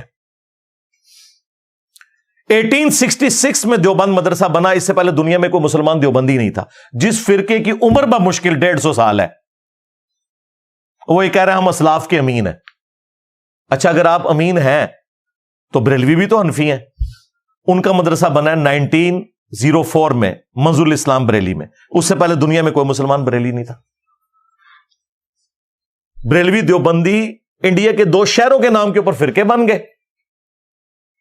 کہتے ہیں نہیں دونوں ہی حنفی ہیں. اچھا دونوں حنفی ہیں تو ایک دوسرے کو کافر کیوں سمجھتے ہیں, مسجد کیوں ادا کرتے ہیں, سر کیوں پھاڑتے ہیں ایک دوسرے کے اسلام آباد میں مسجد حاصل کرنے کے لیے؟ نہیں یہ بعد میں خراب ہوئے ہیں. جو پرانے حنفی تھے نا وہ بالکل ٹھیک تھے. توبہ توبہ پرانے گلوں. 400 سال تک 1517 سے 1917 تک سلطنت عثمانیہ نے خانہ کعبہ میں 4 مسلح ڈالے ہوئے تھے. ان کی کلٹ تصاویر بھی موجود ہیں. جب وہ سعودی حکومت نے مسلح اٹھوائے نا, بلڈنگز انہوں نے 1955 میں توڑی ہیں. اس وقت کی وہ تصویریں موجود ہیں, میں اٹیچ کر دوں گا. یہ جناب امت کی خدمت تھی. 400 سال تک ایک کعبے کو 4 فرقوں میں بانٹا ہوا تھا انہوں نے. کہتے نہیں امت کو جوڑا تھا. جوڑا یہ ہوا تھا کہ کہتے ہیں چاروں حق میں ایک دوسرے کے پیچھے نماز نہیں پڑھتے تھے. آج مجھے بتائیں کوئی گورا مسلمان اور وہ کعبہ شریف جائے تو وہ پہلے تو فیصلہ کرے گا یہ کعبے کے اندر 4 لادہ سے اسلام ہے, اللہ ایک, رسول ایک, قرآن ایک, یہ 4 امام ادھر کیا کر رہے ہیں؟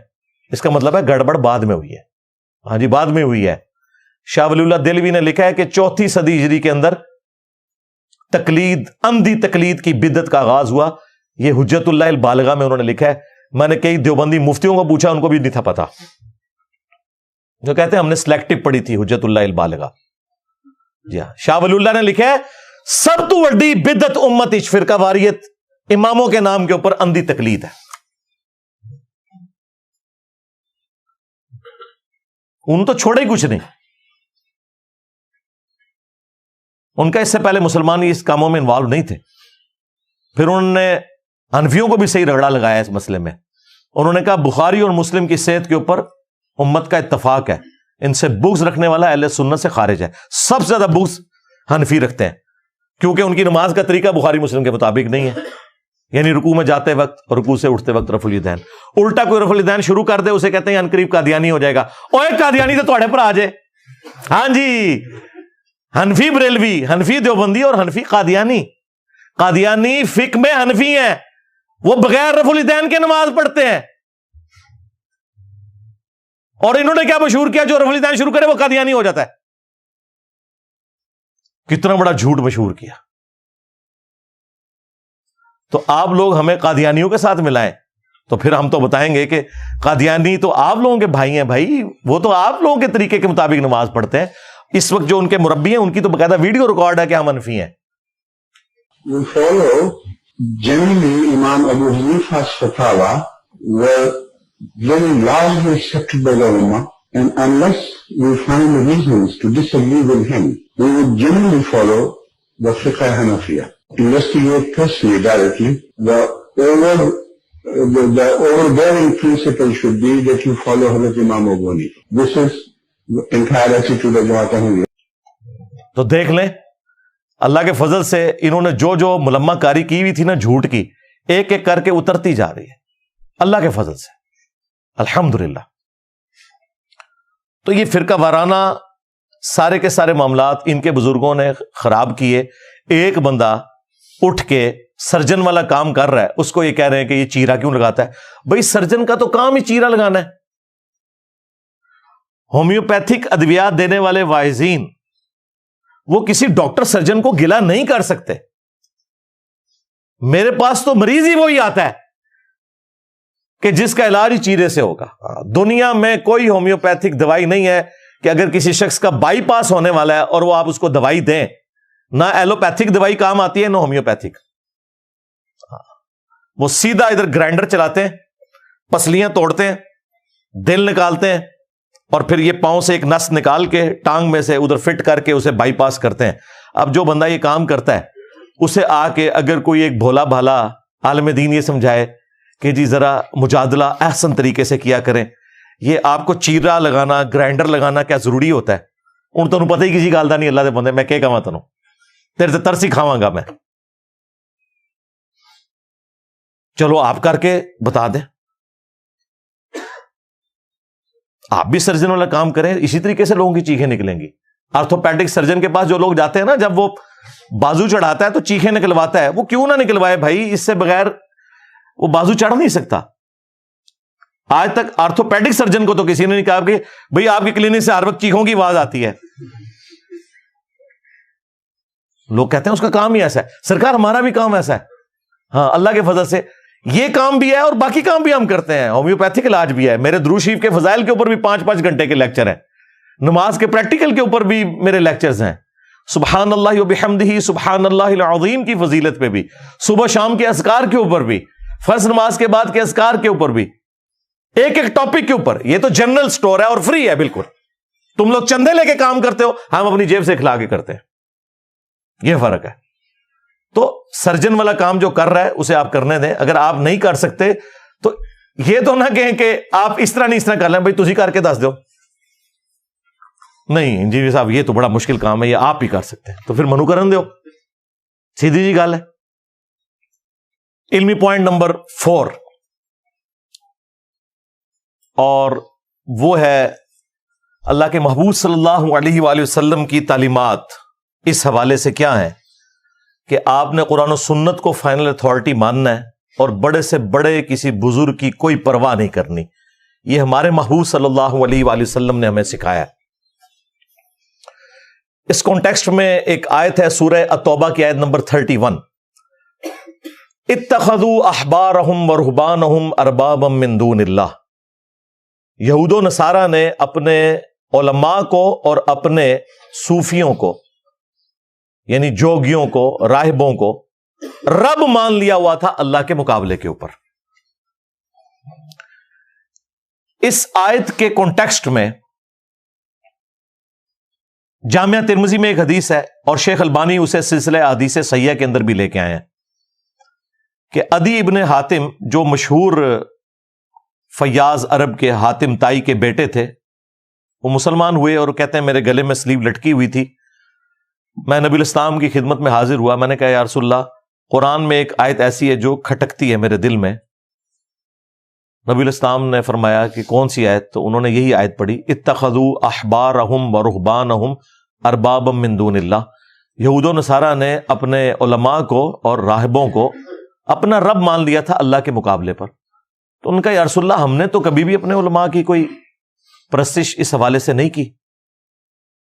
تو نبی الاسلام نے فرمایا کیا جب تمہارے علماء اور راہب کسی بات کو حلال یا حرام کہتے تھے اپنی مرضی سے تو تم ان کے فتووں کو مان نہیں لیا کرتے تھے؟ ان کا یا رسول اللہ ایسا ہی تھا. فرمایا یہی تو ان کو رب بنانا ہے.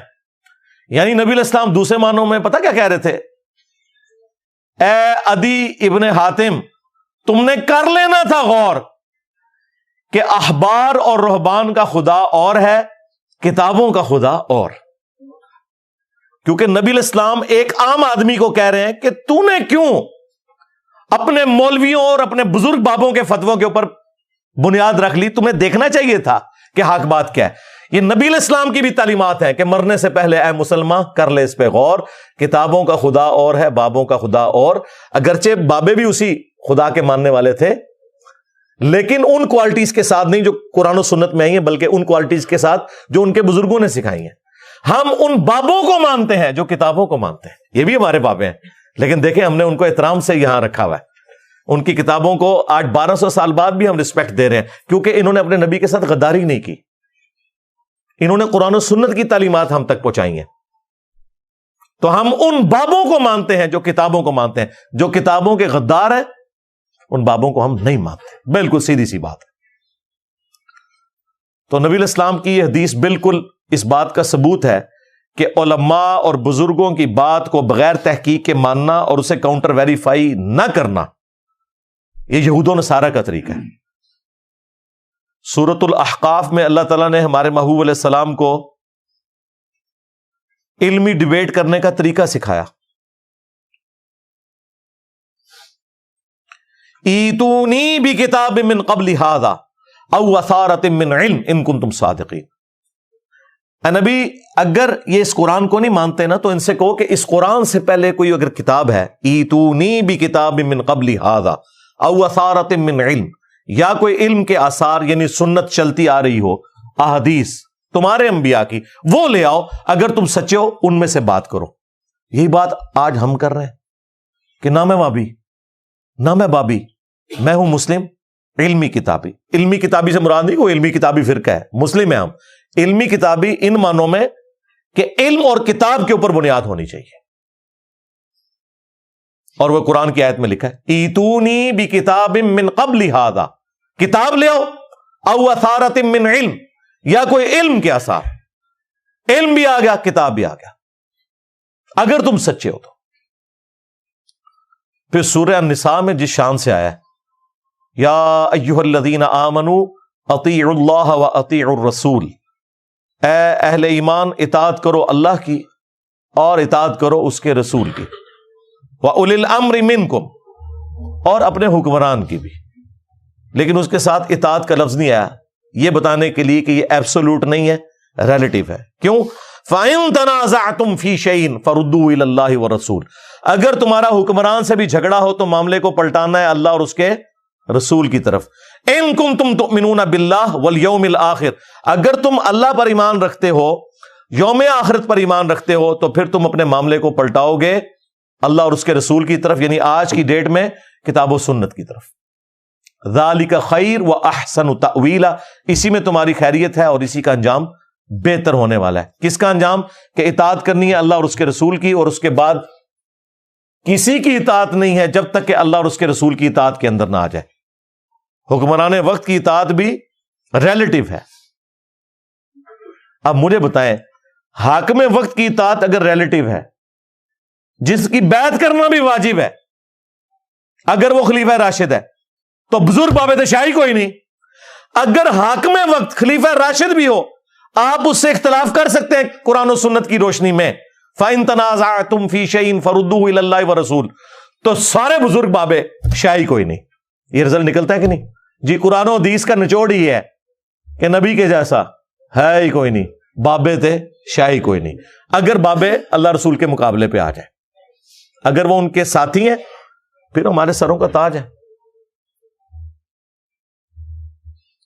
صحیح بخاری اور صحیح مسلم دونوں کے اندر حدیث موجود ہے. نبی الاسلام نے فرمایا جس نے میرے بنائے ہوئے امیر کی اطاعت کی اس نے میری اطاعت کی، اور جس نے میری اطاعت کی اس نے اللہ کی اطاعت کی، اور جس نے میرے بنائے ہوئے امیر کی نافرمانی کی اس نے میری نافرمانی کی، اور جس نے میری نافرمانی کی اس نے اللہ کی نافرمانی کی۔ یہ تو قرآن میں بھی آیت ہے نا، من یطع الرسول فقد اطاع اللہ، جس نے رسول اللہ کی اطاعت کی اس نے اللہ کی اطاعت کی۔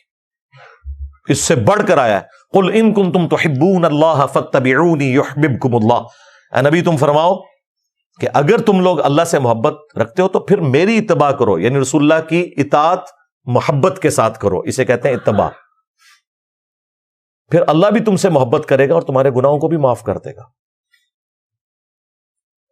ایک بڑی رکت انگیز حدیث ہے صحیح بخاری اور صحیح مسلم کے اندر، نبی علیہ السلام نے ایک انصاری صحابی کو ایک قافلے کے اوپر امیر مقرر کیا، کسی جگہ روانہ کیا، راستے میں اس امیر کو غصہ آیا اپنے سب آرڈینیٹس کے اوپر، تو اس نے ان کو حکم دیا کہ ایک آگ کی لکڑیوں کا بہت بڑا الاؤ جلا دو، اور جب وہ جلنے لگا تو اس نے کہا کہ دیکھو میری اطاعت رسول اللہ کی اطاعت ہے اور رسول اللہ کی اطاعت اللہ کی اطاعت ہے، میں تمہیں حکم دیتا ہوں کہ تم اس آگ میں چھلانگ لگاؤ۔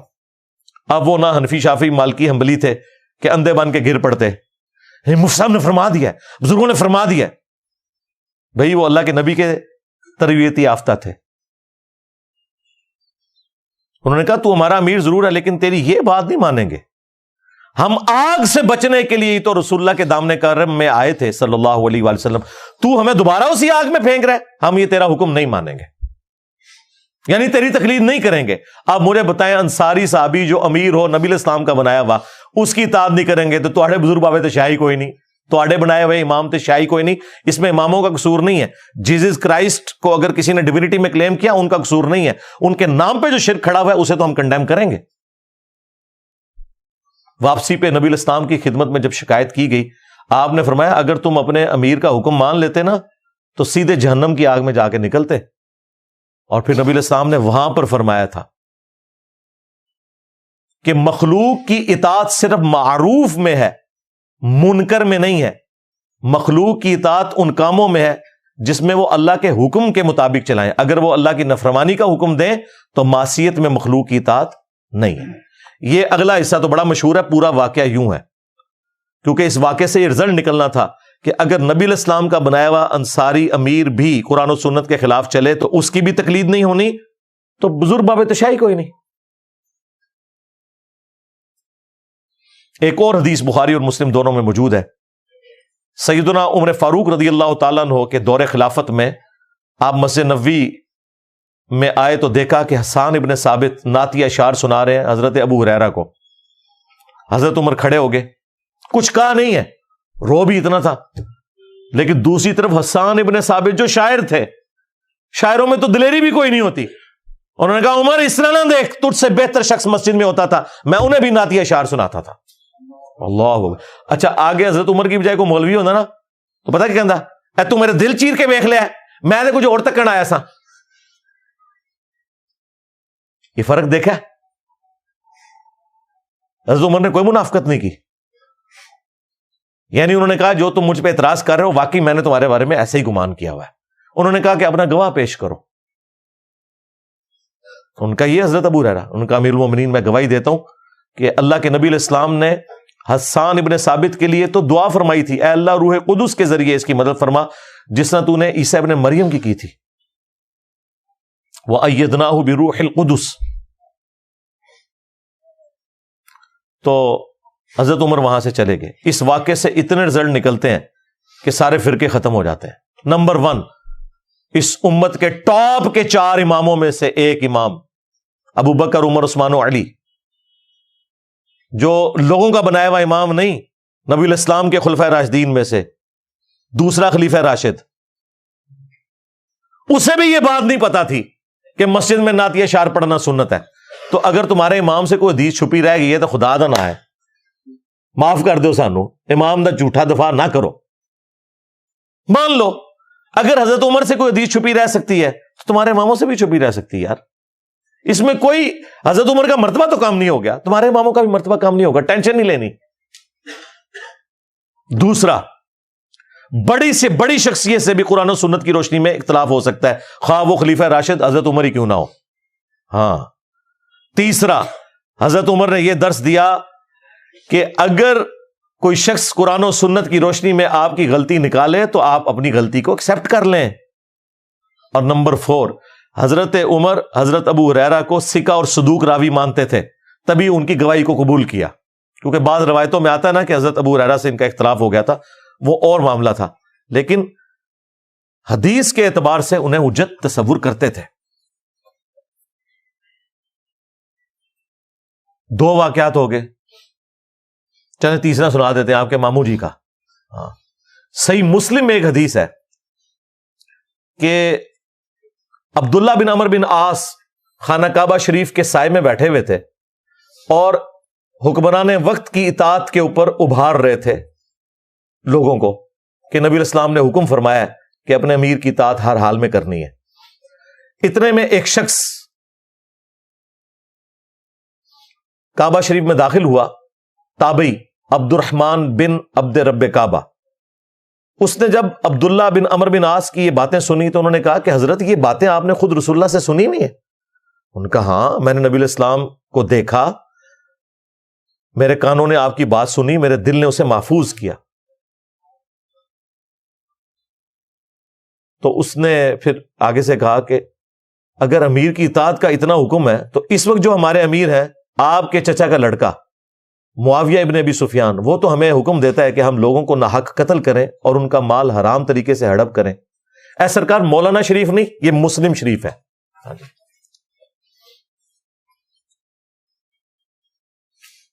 اب ہمیں بتائیں کہ ہم قرآن کے مطابق چلیں یا اپنے امیر کی اطاعت کریں؟ اب یہ بڑا بھاری جملہ تھا۔ حضرت عبداللہ بن عمر بن عاص تھوڑی دیر کے لیے تو خاموش ہو گئے، پھر سر اٹھا کے کہا کہ معاویہ کی اطاعت کرو ان کاموں میں جس میں اللہ کے مطابق چلائے، اور جن معاملات میں وہ تمہیں اللہ کی مخالفت کا کہے تم اس کی نافرمانی کرو، اور آندہ سے انجینئر کی ویڈیوز دیکھنا چھوڑ دو۔ یہ میں نے تفرن کے طور پہ بات کی ہے، امام مسلم سے میں نے حدیث نہیں داخل کروائی، اور نہ اس بندے کو میں نے وہاں لانچ کیا تھا۔ تو یہ ہے مسلمانوں کا عقیدہ کہ حاکم وقت اگر قرآن و سنت کے خلاف چلائے آپ نے اس کی بات نہیں ماننی۔ اور اس تابعی نے پھر قرآن کی آیت کوٹ کی، سورہ النساء کی آیت نمبر 29، یا ایھا الذین آمنوا لا تأکلوا اموالکم بینکم بالباطل، اے ایمان والو ایک دوسرے کا مال باطل طریقے سے ہڑپ مت کرو۔ پھر آگے چل کے آتا ہے کہ ایک دوسرے کو قتل بھی نہ کرو ناحق۔ اب دیکھیں، ایک تابعی صحابی کو کہہ رہا ہے کہ قرآن میں تو یہ لکھا ہے، اور تمہارے چچا کا لڑکا معاویہ ابن ابی سفیان رضی اللہ تعالیٰ عنہ، ہم تو ظاہر احترام سے ہی نام لیں گے، وہ ہمیں یہ کہہ رہے ہیں، تو وہ بھی آگے اس اختلاف کو ایکسپٹ کر کے یہ کہہ رہے ہیں کہ تم ٹھیک کہہ رہے ہو، تم نے قرآن کے مطابق چلنا ہے، ان کے مطابق نہیں چلنا۔ اور یہاں یہ دیکھ لیں آپ، یہاں کہتے ہیں بزرگوں نے فرما دیا، جی انجینئر کو زیادہ پتا ہے ہمارے بزرگوں کی اتنی خدمات ہیں، وہ خدمات تو میں نے آج بتا دی آپ کو کتنی ہے۔ آخری علمی پوائنٹ نمبر 5، یہ علمی پوائنٹ نمبر 5 کے اوپر بھی میں 1 گھنٹہ اور بول سکتا ہوں، لیکن میں صرف برکت کے لیے چھوڑ رہا ہوں، جس طرح وہ ٹرمینیٹر 1 کے اینڈ کے اوپر کچھ چھوڑ دیتے ہیں، پھر ٹرمینیٹر 2 کے اینڈ کے اوپر، تاکہ وہ اگلی قسط آ جائے۔ ٹھیک ہے، تو اگلی قسط آئے گی، مجھے پتا یہ آئے گی، کوئی نہ کوئی ایسا موقع آ جائے گا۔ صرف میں فی الوقت یہ علمی پوائنٹ نمبر 5 میں وہ چیز چھوڑ رہا ہوں آپ کے لیے حوالوں کے طور پہ، ان کی انجینئرنگ نہیں کر رہا۔ اور جو امیر تنظیم ہے اس وقت، شجاع الدین شیخ صاحب حافظہ اللہ تعالی، میں ان سے ریکویسٹ کروں گا کہ آپ نے جو مجھے مشورہ دیا وَجَادِلْهُمْ بِالَّتِي هِيَ أَحْسَنُ، تو یہی مجادلہ حسن طریقے سے کرتے ہوئے آپ نے اپنے فرقہ دیوبندیہ جس سے اس جماعت نے جنم لیا، ان کی اصلاح کی کوشش کریں گے اپنے انداز میں۔ مواد میں آپ کو دے دیتا ہوں، آپ نے ان کو آسان طریقے سے بتانا ہے کہ یہ عقائد قرآن و سنت کے بالکل منافی ہیں، اور اس کے لیے میں کوئی تاریخ کی کتاب نہیں اٹھا رہا، کوئی ملفوظات شریف نہیں اٹھا رہا، میں دیوبند کے عقیدوں کی ٹیکسٹ بک جو ہے المحند علی المفند، ہند کی تلوار ایک سٹھیائے ہوئے بابے، ایک پاگل انسان کے اوپر، اور پاگل انسان انہوں نے اعلی حضرت بریلوی کو کہا، ہاں جی، اس سے آپ کو کچھ حوالے دوں گا، اور میں آپ سے ریکویسٹ کروں گا کہ یہ جو حوالے ہیں نا ان کو آپ نے احسن طریقے سے مجادلہ کر کے ان کو بھی سمجھانا ہے اور ان کے ماننے والوں کو بھی سمجھانا ہے. پہلے تو کتاب کا نام احمد رضا بریلوی کو انہوں نے مفند کہا. یہ آپ نے ان کو سمجھانا ہے کہ ہمارے بزرگوں نے غلطی کی ہے, یہ سمجھانے کا انداز نہیں ہوتا. دوسرا انہوں نے اس میں لکھا کہ احمد رضا بریلوی اور ان کی پوری جماعت ایک شیطانی لشکر ہے جو ہم پہ حملہ آور ہوا ہے, جیسا کہ انبیاء کرام پر شیاطین حملہ آور ہوتے تھے, علماء دیوبند رضی اللہ عنہم پر یہ حملہ آور ہوئے 14ویں صدی کے مولویوں رضی اللہ عنہم. تو شیطان کا مطلب یہ ہے کہ کافر کہہ دیا نا, شیطان انبیاء پہ مسلمان شیاطین حملہ آور ہوتے تھے, کافر ہوتے تھے. اچھا, تیسرا اس میں انہوں نے کہا کہ محمد بن عبد الوہاب صاحب کی پوری جماعت جو ہے یہ وہابی فرقہ اہل حدیث یہ خوارج کی ایک جماعت ہے, ان کو خارجی کہا. یہ آپ نے آسان طریقے سے انہیں سمجھانا ہے. چوتھی بات, اس کتاب کے اوپر آپ کے حکیم الامت اشرف علی تھانوی صاحب اور ڈاکٹر اسرار صاحب کے حکیم الامت اشرف علی تھانوی صاحب کے سگنیچر ہوئے ہیں اور 30 علماء کے مزید سگنیچر ہیں, جس میں آپ کی جماعت کے بزرگان دین یوسف لدھیانوی صاحب بھی اور یہ لوگ بھی شامل ہیں سارے. بعد والے بھی اس میں اپنے سگنیچر وقت کے ساتھ ایڈ کر کے نا اس کو یعنی انڈورس کرتے رہتے ہیں. تو آپ نے یہ بتانا ہے کہ اشرف تھانوی صاحب نے اس طرح کی کتاب کو انڈورس کیوں کیا. ٹھیک ہے جی, 4 باتیں ہوگی. 5ویں بات, اس میں عقیدہ انہوں نے لکھا ہے کہ ہم بزرگوں کی قبروں اور سینوں سے فیض لینے کے قائل ہیں. ہم بزرگوں کی قبروں اور سینوں سے فیض لینے کے قائل ہیں, اس طریقے پہ نہیں جو عوام میں رائج ہے, اس طریقے پہ جو خواص میں ہے. اب وہ خواص میں کون سا ہے وہ آپ نے ہمیں بتانا ہے. انہوں نے تو آپ کو نہیں بتانا, ہم بتا دیتے ہیں کہ کیا ہے خواص کے اندر. بتا دیں کس طریقے سے بتائیں, قبروں سے. جی انہوں نے بتایا ہوا ہے, اشرف تھانوی صاحب نے خود اس کی شرح میں کتاب لکھ دی ہے ارواح ثلاثہ. اس میں انہوں نے لکھا ہے کہ قاسم ننوتوی صاحب مرنے کے 6 سال کے بعد خواب میں نہیں بیداری میں اپنی قبر سے نکلے, دیوبند کے 2 مولویوں کی صلح کرا کے دوبارہ قبر میں واپس چلے گئے, اور جس مولوی کے پاس آئے تھے سخت سردیوں کے اندر بھی لحاف کے اندر اس کا پسینہ چھوٹ گیا. ظاہر ہے مردہ نکل کے آ جائے تو ظاہر ہے بڑے بڑے بزرگان دین کا پسینہ نکل جائے گا. تو یہ قبر سے جائز طریقے سے یوں فیض ملتا ہے. ہاں بریلوی کریں تو علماء سو تو اڈے کرن پھر سو نہیں ہوئے گا. اور میں دسنا تو پھر سو کر دینے. اور سینوں سے فیض وہ بھی انہوں نے بتایا. ہاں اسی ارواح ثلاثہ میں لکھا ہے کہ مدرسہ دیوبند کے جو بانی تھے قاسم نانوتوی, ان کو رشید احمد گنگوئی نے عوامی اجتماع کے اندر اپنے ساتھ چرپائی پہ لٹایا عاشق صادق کی طرح, یہ اس میں لکھا ہوا. اور پھر ان کے یہ سینے کے بٹن کھول کے سینے پہ ہاتھ پھیرا. جو آپ سمجھ رہے ہیں وہی کچھ ہو رہا تھا. ہاں کیونکہ قاسم نوتوی صاحب نے یہی سمجھا, ان کا میاں لوگ کیا کہیں گے, یعنی آپ یہ جو حرکتیں کر رہے ہیں لوگ کیا سوچیں گے, آپ یہ کیا کر رہے ہیں. یہ مفتی عبدالعزیز کی ویڈیو تو ابھی نکلی ہے نا, اور باقی لوگوں کی, یہ پرانوں کی میں بتا رہا ہوں. اس زمانے میں کیمرہ ہوتا تو ویڈیو بھی آپ کو دکھا دیتا. ہاں ظاہر ہے یہ جلسوں کی ویڈیوز بناتے ہیں نا, تو یہ پبلکلی ہوا ہے, کمرے میں نہیں ہوا. اور دیکھیں نقل کون کر رہا ہے, اشرف تھانوی صاحب اپنی منجی ٹھوک گئے جے. اور کتاب کا نام ہے حقائق اولیاء ارواح ثلاثہ, اولیاء اللہ کی یہ کرامات اور حقائقیں لکھ رہے ہیں. تو کہہ رہے ہیں میاں لوگ کیا کہیں گے. تو آگے سے گنگوئی صاحب کو پھر بھی حیا نہیں ہے, انہوں نے کہا بھائی کہنے دو لوگوں کو, ہاں جو بھی کہیں, ہم نے ایسے ہی کرتے رہنا. اور اس کی اگلی قسم بھی ہے, ہاں تذکرۃ الرشید, رشید احمد گنگوئی صاحب کے حالات و واقعات جمع کیے ہیں ان کے خلیفہ نے. اس میں وہ لکھتے ہیں کہ رشید احمد گنگوئی صاحب کہتے ہیں کہ ایک رات میں نے خواب میں دیکھا کہ قاسم میاں, وہی قاسم نوتوی صاحب جن کو انہوں نے بستر پہ لٹایا تھا نا اپنے ساتھ, اور وہ چیخیں مار رہے تھے, میاں میاں کر رہے تھے, وہ خواب میں بھی ان کا پیچھا نہیں چھوڑتے تھے. ظاہر ہے آپ دن کو جو کچھ سوچیں گے وہی کچھ خواب میں آئے گا. وہ کہتے ہیں میں نے دیکھا قاسم میاں دلہن کی شکل میں میرے خواب میں آئے ہیں, اور پھر آگے بھی جو ہے نا ہاں وہ بھی انہوں نے اس میں ذکر کیا ہے. ہاں وہ ہم کیمرے میں دکھا دیں گے. اور پھر اس کی تعبیر انہوں نے کی کہ اس سے مراد یہ کہ وہ میرے شاگردوں کو آگے لے کے چلیں گے، یعنی یہ روحانیت کے لیے. یہ نہیں انہوں نے کہا کہ میں نے اپنی دلہن کو قاسم کی شکل میں دیکھا، نہیں، وہ کہتے ہیں قاسم نوتوی دلہن کی شکل میں میرے خواب میں آئی اور پھر وہ نفع بھی ہمیں ایک دوسرے سے پہنچائی. یہ سارا کچھ لکھا ہوا ہے اس میں. تو میں نے کہا اگر کسی کو یہ نہ پتا چلے کہ بزرگوں کی قبروں اور سینوں سے فیض کیا ہے تو میں خود ہی آپ کو اس کی تشریح کر دوں. ابھی قرآن و سنت کی روشنی میں اس کا پوسٹ مارٹم چھوڑ رہا ہوں. جو میں نے کہا میں چھوڑ دوں گا وہ میں قرآن و سنت کی روشنی میں جو پوسٹ مارٹم ہے وہ چھوڑ رہا ہوں. فی الوقت یہ کہیں سے بھاگے نہ، میں آپ کو وہ ساتھ بتا رہا ہوں.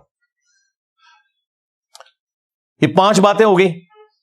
چھٹی بات المہند علی المفند میں انہوں نے لکھا کہ رسول اللہ کی قبر مبارک اللہ تعالیٰ کے عرش، کعبہ اور کرسی سے بھی افضل ہے. عرش سے افضل رسول اللہ کی قبر مبارک کو انہوں نے ڈکلیئر کیا. کسی آیت اور حدیث کا حوالہ نہیں دیا، کوئی دلیل پیش نہیں کی، صرف ایک جو اپنے بزرگوں کی قبروں کے ساتھ لوگوں کو جوڑنے کے لیے نبی علیہ السلام کی قبر مبارک کے بارے میں ایک جھوٹا عقیدہ بیان کیا. اس کا میں پوسٹ مارٹم قرآن و سنت کی روشنی میں آلریڈی کئی دفعہ کر چکا ہوں. آپ نے یہ بتانا ہے یہ عقیدہ نکالا کہاں سے ہے. تو آپ کو یہ کہیں گے کہ اصل میں نا انسان کی جو قبر کی مٹی ہے اسی سے اس کا خمیر اٹھایا جاتا ہے. تو بیسیکلی نبی علیہ السلام قبر مبارک میں جس جگہ آرام کر رہے ہیں نا تو وہ مٹی آپ کے جسم کا حصہ ہے، اور رسول اللہ جو ہیں وہ اشرف المخلوقات ہے، اس لیے عرش بھی ایک مخلوق ہے. تو نبی علیہ السلام عرش سے افضل ہے. نہ دھوکہ دینا بند کرو. انہوں نے کہا وہ حصہ ہے زمین جو رسول اللہ کے ساتھ ٹچ ہے. رسول اللہ کو انہوں نے افضل نہیں کہا. وہ کہتے نہیں اس میں سے نکلا ہے. تو اس میں سے اگر نکلے ہیں تو حضرت ابو بکر عمر بھی پھر اللہ کے عرش سے افضل ہوئے، کیونکہ وہ مٹی تو کٹی ہے وہاں پہ. اور آخری بات، نبی علیہ السلام کی قبر مبارک کا کوئی حصہ آپ سے ٹچ ہی نہیں کیے ہوئے، کیونکہ مسلم شریف میں حدیث ہے کہ نبی علیہ السلام کو دفنانے سے پہلے قبر مبارک میں سرخ رنگ کی ایک چادر بچھائی گئی تھی تاکہ وہ مٹی نبی علیہ السلام کے جسم میں عطر کو ٹچ ہی نہ کرے. بیسیکلی شیطان انہیں پٹی پڑھاتا ہے. انہوں نے الرحمن علی العرش استوى، رحمان اپنے عرش پر مستوی ہوا جیسا کہ اس کی شان کے لائق ہے. ہم نہ جہمیہ ہیں نہ مجسمہ ہیں، جیسا کہ اس کی شان کے لائق ہے. وہ ہماری رگے جان کے بھی قریب ہے جیسا کہ اس کی شان کے لائق ہے. تو اس کے ایکویلنٹ انہوں نے قبر رسول کو کھڑا کیا. یہ پیچھے ریزن تھی، نبی علیہ السلام کی بات نہیں ہو رہی. 6 چیزیں ہوگی. اور 7واں بھی عقیدہ انہوں نے لکھا کہ نبی علیہ السلام کی قبر مبارک میں زندگی کو ہم دنیا کی سی مانتے ہیں. قرآن تو کہہ رہا ہے کہ تمہیں اس زندگی کا شعور ہی نہیں ہے. یہ کہتے ہیں دنیا کی سی. وہ کہتے ہیں اصل میں ہم نے دنیا کی سی اس لیے کہا ہے وہ آخرت کی زندگی، لیکن وہ دنیا کی سی اس طرح ہے کہ دیکھیں نبی علیہ السلام نے حضرت موسیٰ علیہ السلام کو شب معراج نماز پڑھتے ہوئے دیکھا. اسی طریقے سے صحیح مسلم میں ہی آتا ہے کہ نبی علیہ السلام نے شب معراج بیت المقدس میں انبیاء کی امامت کروائی. تو باقی انبیاء بھی قبروں سے نکل کے آئے تھے. یہ سب کچھ برزخی معاملہ ہے. وہ کہتے ہیں چونکہ یہ ایک دنیاوی کی طرح نظر آتا ہے اس لیے ہم کہتے ہیں دنیا کی سی. یہ اس کی تعویل کرتے ہیں. یہ بالکل جھوٹ بول رہے ہیں. یہ حقیقتاً دنیا کی سی مانتے ہیں. کیوں؟ شیخ زکریا کاندلوی نے فضائل حج اور فضائل درود میں تبلیغی جماعت کا جو نصاب لکھا ہے، اور الیاس قادری نے بریلویوں کے فضان سنت میں یہ واقعہ لکھا ہوا ہے، اور مفتی تقی عثمانی صاحب پلانٹ ارتھ پہ سب سے بڑے مفتی اعظم دیوبند کے، انہوں نے درس حدیث میں یہ واقعہ سنایا ہے. تو مورخین نے لکھا ہے کہ جو ہی یہ شعر پڑھے تو روضہ اقدس میں سے نبی کریم سرور دو عالم صلی اللہ علیہ وسلم کا دست مبارک ظاہر ہوا، اور ہزاروں انسانوں نے یہ نظارہ کیا کہ دست مبارک ظاہر ہوا.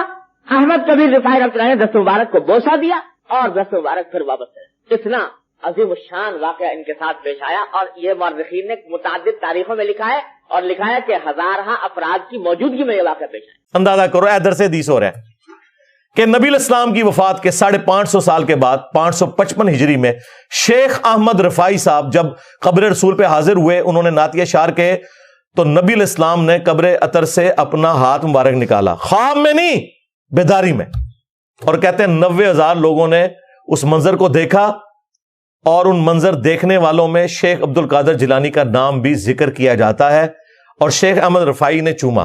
اچھا، عبد القادر جیلانی نے نہیں چوما، کڈی بڑی بدبختی ہے. عبد القادر جیلانی کا خلیفہ ہے احمد رفاعی، وہ چوم رہا ہے، عبد القادر جیلانی نہیں چوم رہے. اور جھوٹ ہے بھائی، عبد القادر جیلانی رحمۃ اللہ علیہ پہ جھوٹ باندھا انہوں نے. تو یہ واقعی حقیقتاً دنیاوی مانتے ہیں. یہ خواب کا واقعہ نہیں لکھا، انہوں نے لکھا 90,000 لوگوں نے یہ منظر دیکھا ہے. جھوٹ بول رہے ہو. صحیح بخاری میں ہے، حضرت عمر کہتے ہیں انا کننا نتوسل الیک بنبینا صلی اللہ علیہ وآلہ وسلم، اے اللہ جب تک تیرے نبی ہم میں موجود تھے ہم ان کے ذریعے تیری طرف توسل اختیار کرتے تھے. اب ہم تیرے نبی کے چچا کو لائے ہیں، ان کی دعا کی برکت سے بارش نازل فرما. تو بارش نازل ہو جاتی تھی. یہ انہوں نے خود سے عقائد بنا لیے ہوئے، ان کا دین سے کوئی تعلق نہیں. یہ دنیاوی زندگی قبر کے اندر رسول اللہ کی یا دنیا کی سی، یہ بھاگ سکتے تھے، میں نے بھاگنے کا راستہ بند کر دیا کہ یہ واقعی دنیا کی سی مانتے ہیں. آخرت کی زندگی تو ہم بھی مانتے ہیں، جسم اطہر کو سلامت ہم بھی مانتے ہیں. سرکار یہ وہ 3 عقیدے ہیں جو پچھلے 8-10 سالوں میں بار بار مختلف ویڈیوز میں بیان کر رہا ہوں، لیکن کوئی اس کا علمی جواب نہیں دے رہا. انہیں پتہ ہے اس کا جواب نہیں، اگر جواب دیا تو لوگ کہیں گے یار یہی گل تو بریلوی بھی کر دینے. وہ جو فرنچائز ہیں 2 اولادہ کھولی بھی، وہ ختم ہو جائیں گی. ابھی اور باتیں بھی ہیں. تھانوی رسول اللہ نہیں جی وہ خواب میں تھا. نہ سرکار اس میں لکھا ہوا ہے، میں بیداری میں بھی پڑھ رہا ہوں. نہیں وہ دیکھیں وہ بیچارہ کہہ رہا نا میں بے اختیار ہوں. ہم نے کہا ہم بابی کو تو کہہ نہیں رہے، بابے کو کہہ رہے ہیں. بابے کو جب اس نے خط لکھا تو بابے نے کہا اس میں تسلی تھی، تیرا پیر اشلی تھانوی متبع سنت ہے، اس لیے تو نے اپنے پیر کے نام کا کلمہ پڑھا ہے. تو کیا ابو بکر، عمر، عثمان و علی کے بیعت کرنے والے صحابہ کرام یا تابعین ان کے ناموں کا کلمہ پڑھتے تھے؟ تو تھانوی رسول اللہ، اور اس میں ہے اللہم صلی علی نبینا اشرف علی. ہاں جی یہ بھی لکھا ہوا ہے. اس کا جواب بھی وجادلہم باللتی ہی احسن کے تحت آپ نے دینا ہے. اور آخری والا بھی، اشرف تھانوی صاحب نے کسی کم سن لڑکی سے شادی کرنی تھی تو اپنے مرید کے ذریعے ایک جھوٹا خواب، ظاہر میں تو اسے جھوٹا خواب، شیطانی خواب ہی سمجھتا ہوں، گھڑوایا. اور دیکھیں بیوقوف کتنے اپنے رسالوں میں چھاپتے رہے، عالم داد رسالے میں. یہ تھانوی رسول اللہ بھی خود چھاپا ہے. یہ نہ سمجھے کہ میں نے کوئی گن پوائنٹ پہ کہ میں تھوڑی بےزتی کرنی ہے تو تسی چھاپو. بھائی میں نے تو والد صاحب کی بھی پیدائش سے پہلے کا یہ رسالہ چھپتا ہے، 100 سال ہو چکے ہیں. تو اس رسالے میں انہوں نے ایک تو یہ واقعہ لکھا، اور ایک اور رسالے میں عالم داد میں انہوں نے لکھا کہ ایک مرید نے خواب دیکھا ہے کہ حضرت عائشہ جو ہیں سلام اللہ علیہا وہ تھانوی صاحب کے گھر آئی ہیں. تو تھانوی صاحب پتہ کیا کہتے ہیں، اس کی تعبیر میں نے یہ کی کہ کوئی کم سن لڑکی میرے ہاتھ لگے گی. دیکھ رہا ماں کو ہے، اور پھر وہ اس کی تعویل کرتے ہیں کہ چونکہ نبی علیہ السلام کی جب شادی ہوئی تھی سیدہ عائشہ کے ساتھ تو وہ کم عمر تھیں، تو حضرت عائشہ کا میرے گھر آنا اس کا مطلب یہ ہے کہ میرے عقد میں بھی کوئی کم سن لڑکی آئے گی. یعنی یہ جو آج کے صرف مفتی نہیں ہے جو مطلب مریدنیوں سے یا شاگردنیوں سے شادیاں کرتے ہیں، پرانے میں یہی کچھ سمجھے. اور تختہ مشق کس کو؟ اما عائشہ کو سلام اللہ علیہا.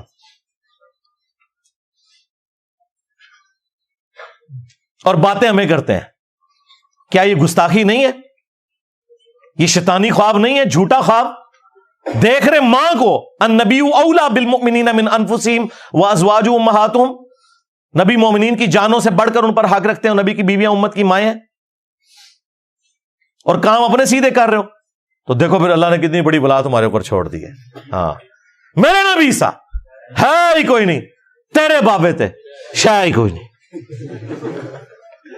صلو علی محمد وآل محمد، اللہم صلی علی محمد وعلی آل محمد واصحاب محمد وازواج محمد وامت محمد اجمعین الی یوم الدین، آمین.